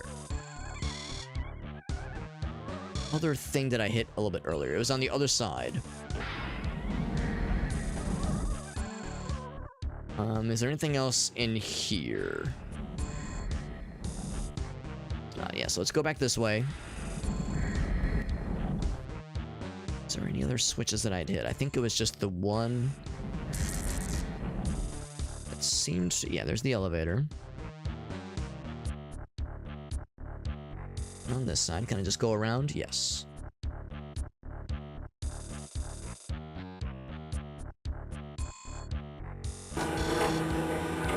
It seems so arbitrary, though, for that switch to toggle this thing that we're seeing on the other side. That seems so bizarre.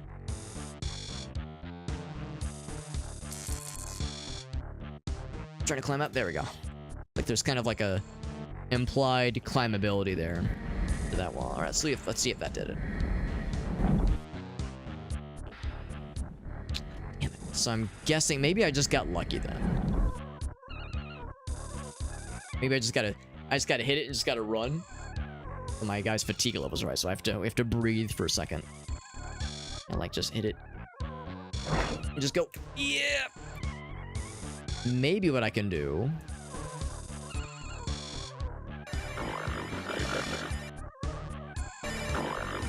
is use, I mean, if nothing else, I've got the jump boots. Just surprised this was an issue earlier. We also have like the go fast shoes.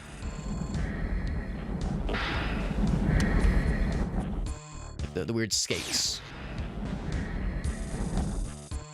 Oh god, it's even worse, yeah. Because you don't get like a pure running start, you get stuck on that lip. Yeah, let's use the jump boots, it's fine. There we go. It's still closed. Oh, maybe it's a one-time thing then. Yeah, maybe I like... Maybe it closes behind you and you're just screwed. So there was some kind of upgrade that we just don't get to get then. It's a shame. Because the door's shut behind us, there's no other way in that we can see at least. Unless we can get onto that side. So I'll just leave a note for myself. Here. How to open grating? Question mark. This is grating on me. Oops. Yeah, I don't want the sense around. The sense around is like cool, but doesn't really make sense to have a rear view mirror in this game that sucks energy.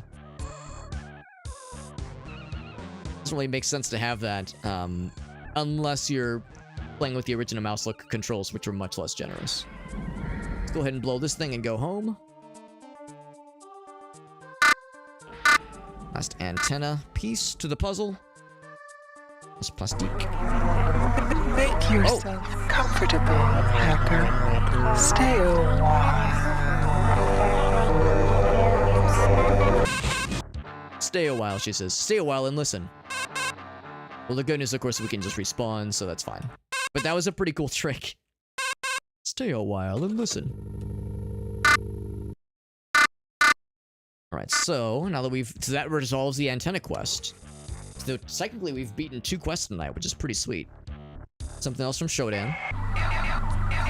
I hope you amused yourself with the antennae. My central consciousness remains serenely undisturbed. Bridge. When the cyborgs catch up to you, I will be watching. So I'm guessing that means the bridge is what's next. Although I thought there was also like a reactor quest. Maybe that's the last one. Listen God. up, Hacker. I'm sorry, I know it hurts. The routes are Trioptimum to let us blow the station. If you can find out the system's authorization code, you can send the reactor to overload. Look for that code from Willard Ritchie, the sysop on engineering. Then you have to go to the reactor core and look for a panel where you can enter the code and hit the overload switch. You'll need at least a level 2 environment suit to survive, or else a hell of a lot of detox. Escape pods are on the flight deck. Enter and launch code is 001. Good luck. We'll be watching. The private logs. Yeah, I know. I've to demonstrate.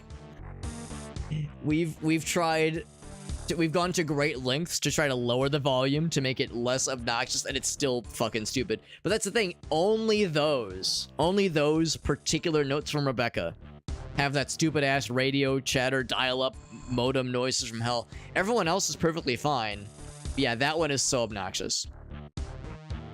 Private logs of William Richard, or Willard Ritchie rather, on the engineering level. That's where we are right now.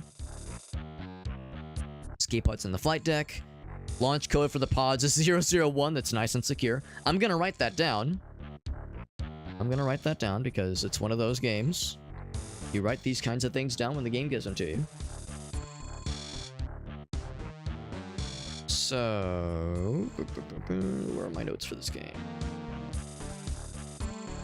Here we are. So I'll say floor 7.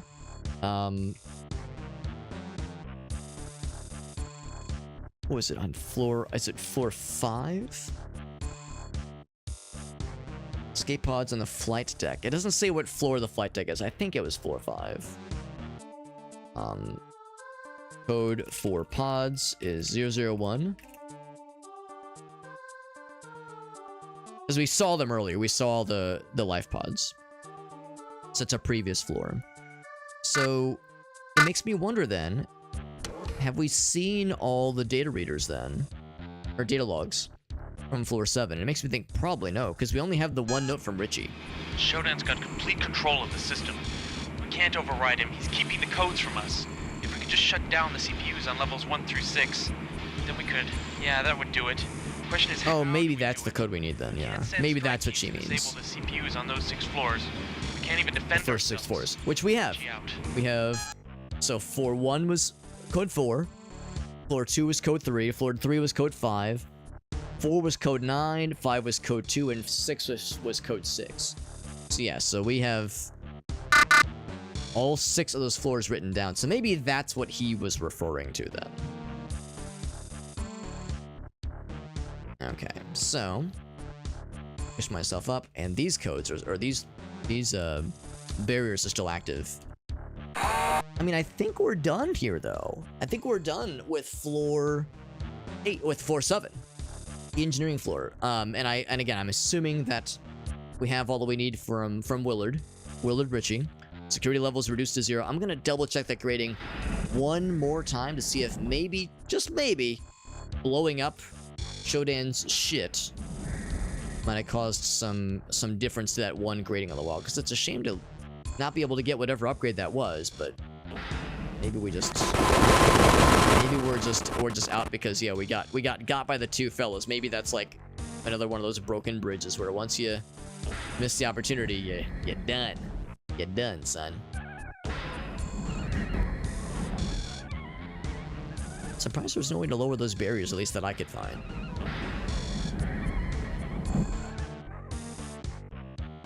Looking on like other panels, other parts of the wall to see if there's just something else.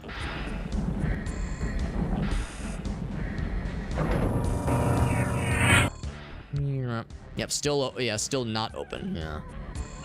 Yeah. Well, unfortunate, but that's okay. It was, I think the one thing that I saw was just some kind of upgrade, which is not the end of the world. And the reality is that we'll probably be able to, I mean, I guess if I really get desperate, I could just look up to see, yeah, what was it that I missed, and see maybe if there's another way to get it, like later on.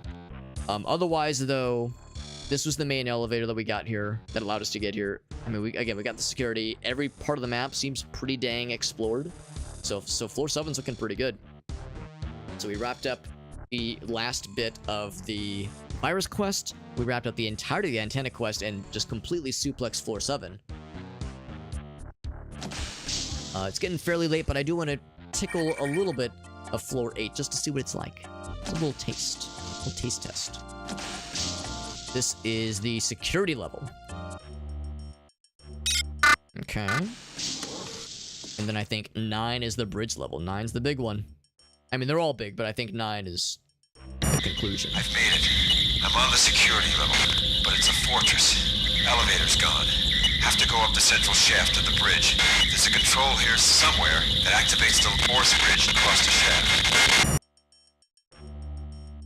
Force bridge that goes to central shaft. So I think this is the one where they were talking about you have to approach from a certain, I think it was counterclockwise direction.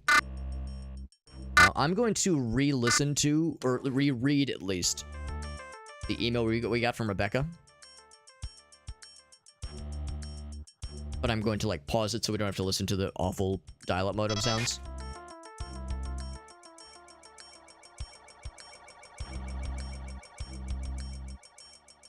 Can't afford to take any more chances. Scuttle the station. We gotta blow this thing up. Systems authorization code. Set the reactor to overload. So actually, maybe that's the thing I should do right now. Maybe I should go back to the reactor. Level 2 Envirosuit, which I think is what we have.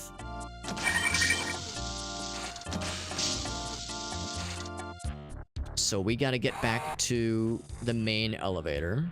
Shouldn't be too hard, I don't think.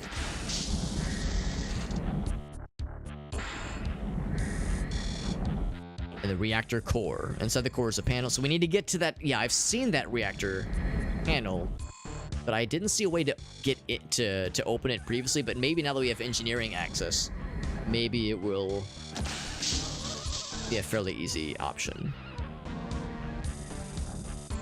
Maybe it'll be like fairly obvious, because earlier, even like last stream, I think we were trying to like find my way into the reactor zone and I couldn't figure it out.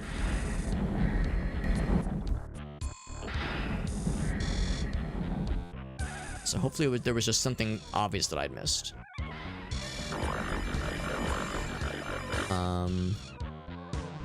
So I've kind of lost my bearings here, trying to... Here we go.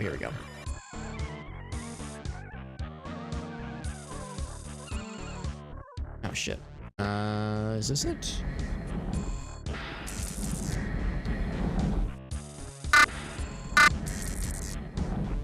This should lead us... Here we go, actually, I can just check the map. Yes, if I go... Yeah, here we go. If I just head straight this way, this will take us exactly where I wanted to go. Just what I needed. Just what I needed. Did I check down this way? I think, yeah. Yeah, okay, yeah, I see what this is. It's that same kind of cardinal direction central spire from earlier. So, band to level 6.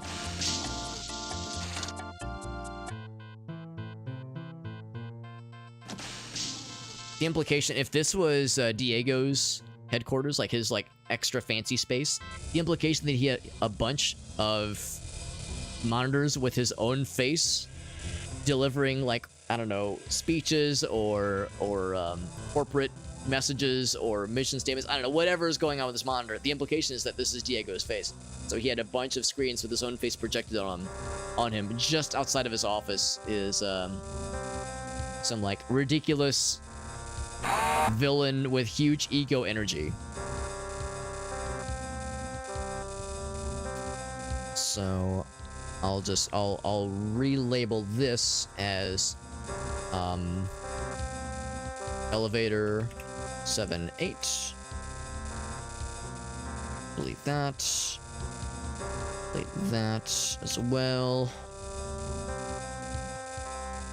So I think if I go back to main elevator, that'll be able to take us to the take us to the reactor. I think. Oh, I need to teleport though. Teleport's the much quicker way to do all this.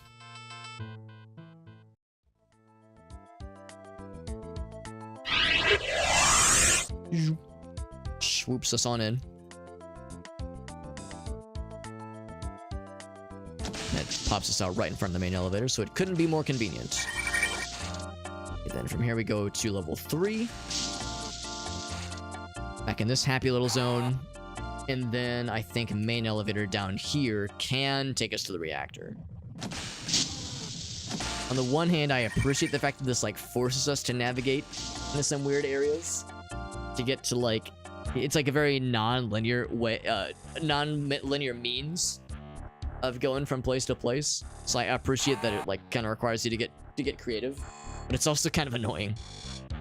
All right, so the reactor areas are fairly inconsequential to get to. But what I'm unsure about is what is here that was previously unavailable to us.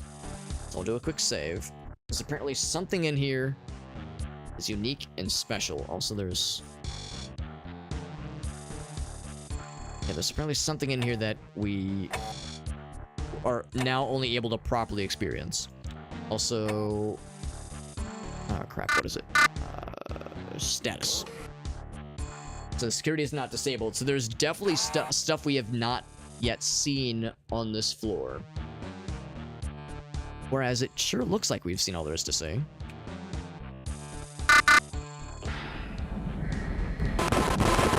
So this noise continues to be obnoxious as all get up.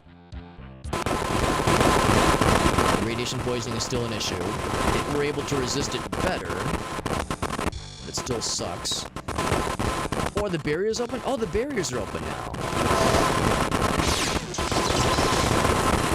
Because these barriers were up last time. So now, ride this up.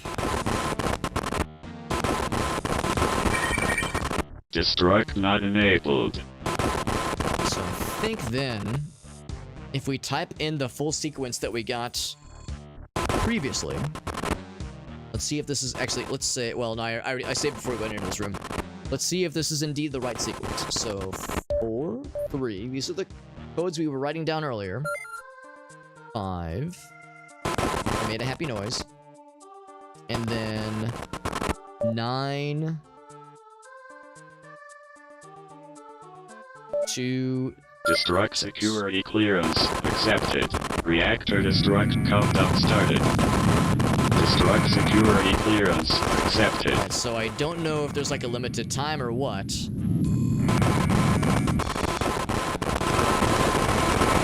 I mean, it sure sounds mad. But there's the entirety of floor 8 still to go. And floor 9 for that matter. So let's check the status. Reactor destruct. Yeah, I don't know if there's like a timer or what. So I'll probably be doing like a repulsor. I'll probably be doing a third save, and the odd chance that I've like put things on a like, oh shit, things are fucked point from which we cannot return. Here we go, there's a repulsor.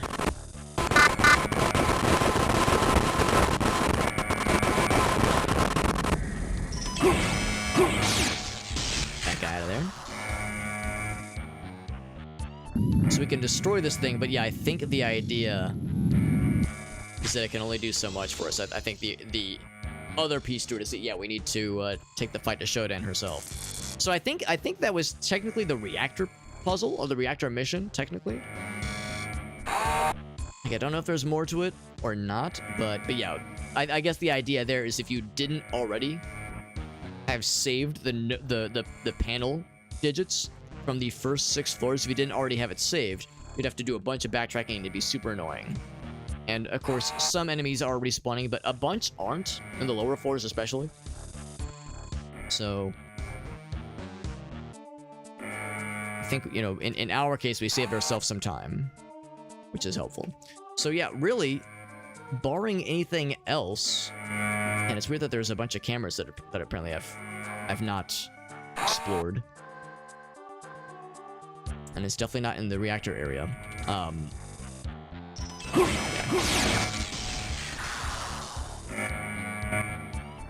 So yeah, barring all that... Oh, a whole bunch of friends. Oh boy. We're all hanging out near the elevator, which is exactly where I wanted to go. Barring any surprises, yeah, I mean, I think we're kind of on our way to the last little bit of this game. We still got plenty to go. Because we got a whole floor, 8th floor, and what I'm assuming is also a 9th floor. I'm assuming it's not like the 9th floor is looking to be like, oh cool, you reached the end of the game and that's it. I'm assuming there's gonna be a whole bunch of stuff in those last 2 floors, but we are kind of just blasting off and taking care of business. Taking care of business every day, taking care of business every way. Fuck you. I'm just like lining up and slicing these guys out. This screen shake is gonna get nice and annoying. Yeah, I hope I didn't like put the game into a very annoying state. I guess I could have like dealt with everything else with Shodan and then done the reactor last, I guess. But the lady made it sound like it was pretty important. She made it seem like it was a pressing matter. I'm curious about one thing. I wonder if the health station is open now. Still locked. There's an upgrade in there. Yeah, I have no idea how to open this thing. I'm gonna feel like a dumbass if there was like a switch on the wall this whole time, and I just never noticed it because it blended in too well. I'll feel really silly. There's just an obvious thingy that my goofy ass just somehow missed.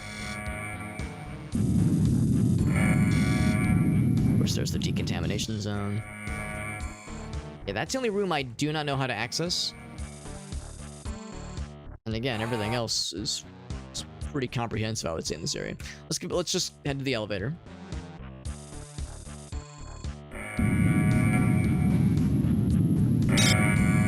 Nice of the robot that I killed earlier, and the other fella that I killed earlier, to drop the ammo when they died, when their corpses died.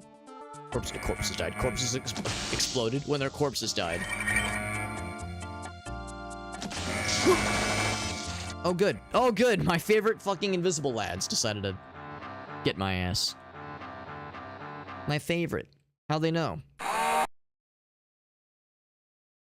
So I'll remove some of these other notes, including the relay anal. Relay anal, you were great, but your usefulness has reached its end. Security door, we got that one as well. Yeah, it's kind of like satisfying resolving a bunch of stuff in this game. You know, like this floor we're pretty much done with. Although they are throwing a lot of big fellas at us. Almost like they don't like the fact that we're exploding this whole station and sending it all to hell where it belongs. Ah, fuck. It's like they're not a fan of us killing all the baddies. For some reason, this is a disagreeable thing. Where? Show yourself. Oh, there.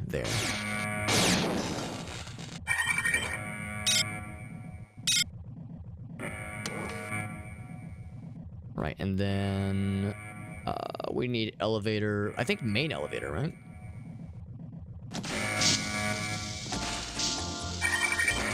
Nope. That's actually how we got to the reactor. We need executive elevator over here.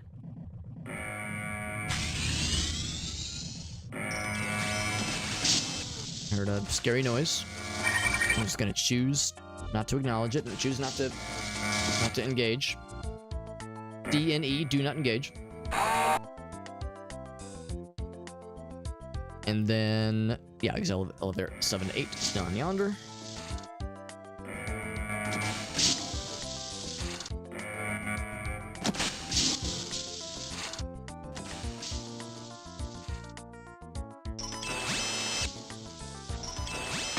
It's so dark. There's someone else? I thought I heard like multiple things power up. This way, I do believe. Oh, you know what? I should have just taken the teleport. Yeah, let's just do that. We're gonna run into all kinds of resistance along the way. Just take the teleport. Make it easier for everybody. Most of whom myself.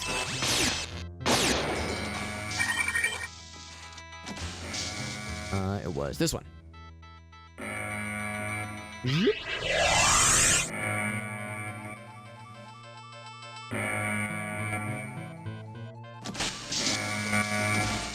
Okay. I guess to 7.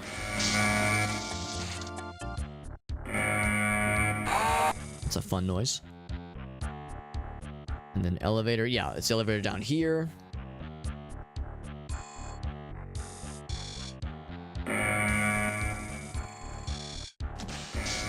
It's a shame that they're... Yeah, I'm still like perplexed at that one room. The good news though is like the status for this room is like fully set. Actually, oh, I never did go this way. Oh, so maybe a new thing. Oh, and I immediately get got. Okay, so there's something down there.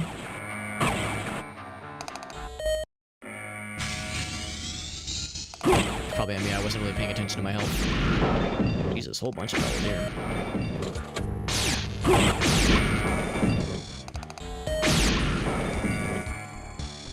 Well, I interrupted a bit of a robot convention. Holy shit. Either a robot convention or a robot orgy or both.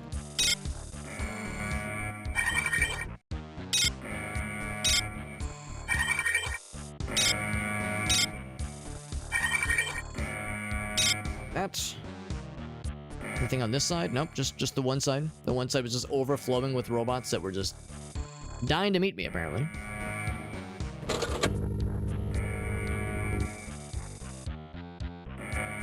So yeah, there was that one little section that caught my eye that I had apparently never explored. I guess that's weird. It looked weird to me because the map kind of made it seem like I had already explored it.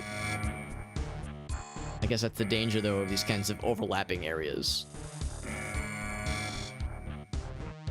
I can't remember where that was. I know it was here. Yeah, it was there. So I need to go. I think if I follow this thread, it'll lead me to where I want to go. I just kind of noticed it by complete happenstance. It was down here, I do believe.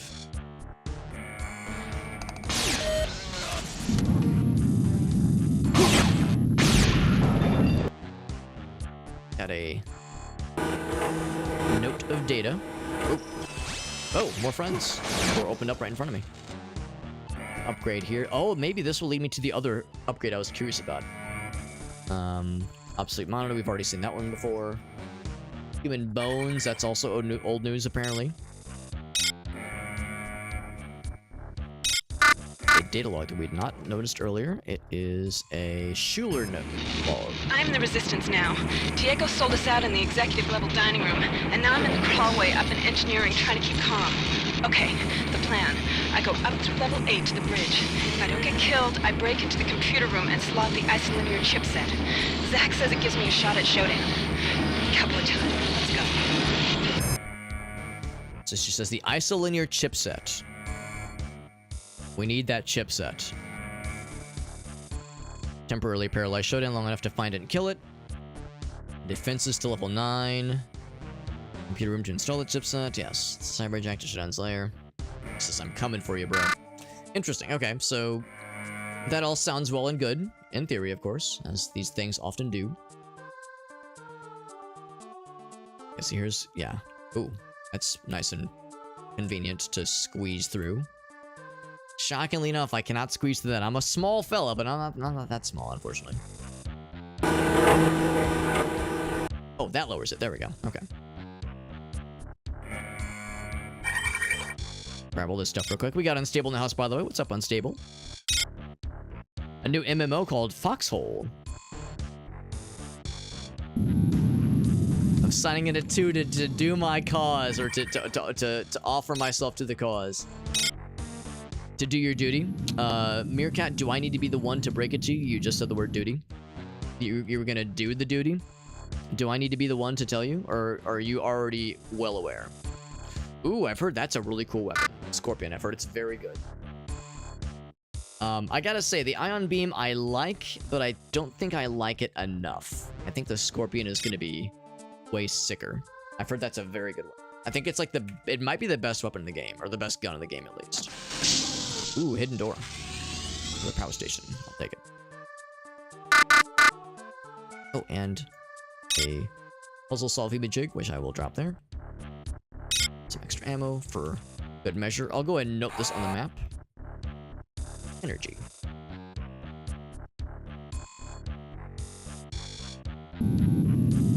But yeah, you said duty. Just make sure you're aware of these things.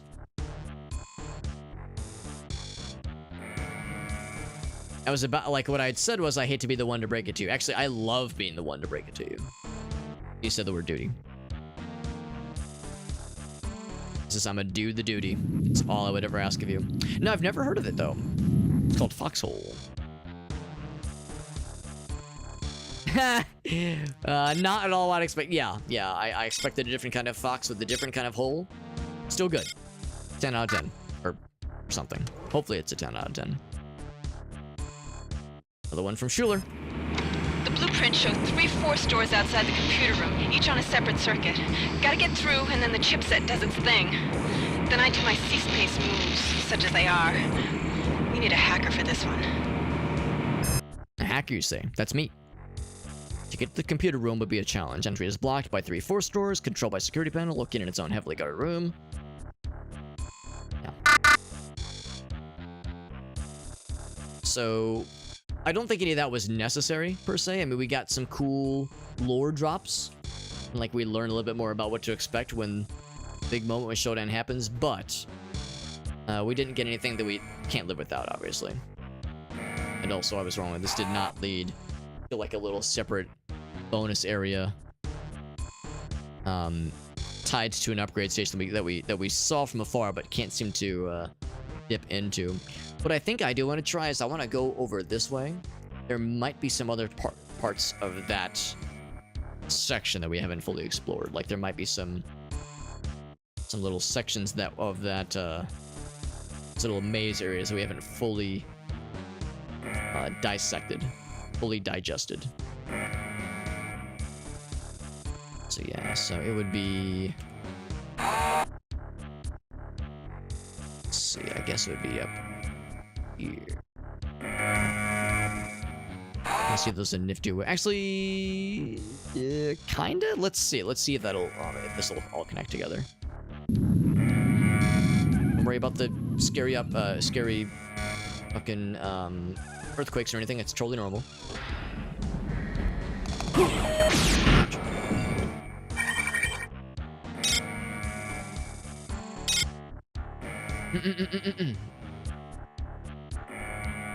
War between 2 players. Interesting. No NPCs. Nice. That sounds pretty cool, actually. It sounds a lot like, there's a World War II game that me and some friends used to play a whole lot. Heroes and Generals. Not Heroes and Genitals. Heroes and Generals. It was a free-to-play game on Steam. It might still be around, but I'd be shocked if it was. It was a World War II kind of first-person shooter, and it was pretty cool. It was kind of like you were describing it, Meerkat. Like, there's no NPCs. Everybody that is a human in the game is controlled by a human person. I mean, I guess there probably, let's be real, there probably were people doing hacks, but, like, generally speaking, you know, the assumption is that everything and everyone you see is truly legit. And there were the heroes that you played, which is to say, like, the standard soldiers, and you could level up your gear and spec into different kinds of specialties, that kind of thing. But then there was also the generals, which got to call the shots on, like, which fronts you would try to attack, basically would like choose where the battles would be. And you had to either level up super high level to be able to be a general. You had to get a lot of experience as a hero, as a soldier, to you know, kind of earn the rank yourself, prove yourself to be promoted high enough, or spend money, because it was a freemium game, as you can imagine. So, you know, or if you spent enough money, you could fast track past all that shit.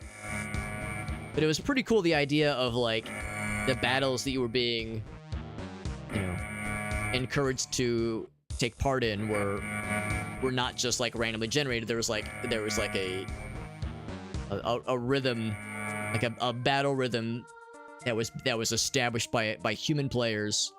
And I thought was kind of neat. Oh, it was just this. Okay, we've already been here. So I always thought that was kind of cool. So that concept I always thought was pretty neat. That's like the ones calling the shots, where they were trying to outmaneuver each other based on the resources. And of course, you would conquer zones, you would get more resources to try other conquerings. But as you pushed forward, you would lose the ability to defend other areas. So you would have to backtrack and go back to defend other zones. It was a unique dance. But as you can imagine, as is the case with a lot of these kinds of free-to-play games, the free-to-play and also, like, not fully as pay-to-win, but, like, definitely pay to get an advantage-ism started to kind of wear on all of us individually. But it was still fun, though. It was still fun while it lasted. It is still around, though. Enlisted is the big one now. Interesting. So Unstable knows what I'm talking about. Yeah, no, it was like we played for a good bit there. From like around like 2014, 2015. Like that was one of our go-tos. Unstable says more Void Crew at some point. That would be good. That would be good. Yeah, I'm not sure about this weekend. Or this week, possibly maybe the next weekend afterwards, though. I'll just see who I can scrounge up for some extra Void Crew. Of course, I know we did play with Jet a little bit last night, or a couple nights ago. Last time we all played. After Unstable, I had to hop to bed, and Mallory as well. We got Jet to play with us for a bit, which was good. I get down to. And Alina, I know she has the game. I think Veritas has it as well. So we have a number of friends that play. So we could get some homies for surezies. No other way for us to wrap around. It's just such an inconvenience. Yeah. Actually, the reality is that this radiation's gonna get my ass.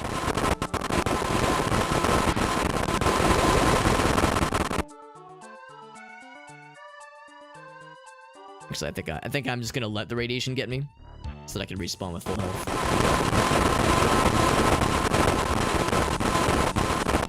Energy usage. Oh, okay. I never actually realized that it does automatically use energy as it resists the radiation poisoning and what was the other one? Biocontamination poisoning. Shovel Samurai. The pooper scooper. There you go. Yeah, I remember trying, and I think succeeding to at least some degree, going to great lengths to level up the melee skills, which is to say get enough kills with the shovel such that I was able to get the knife unlocked, the combat knife. Because yeah, you started with a combat shovel or a utility shovel, whatever they called it.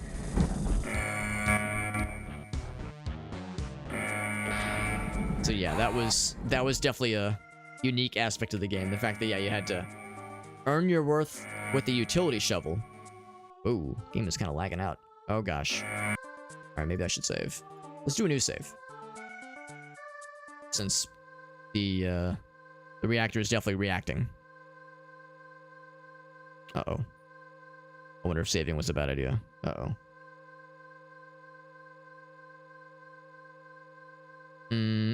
I'm still alive, right?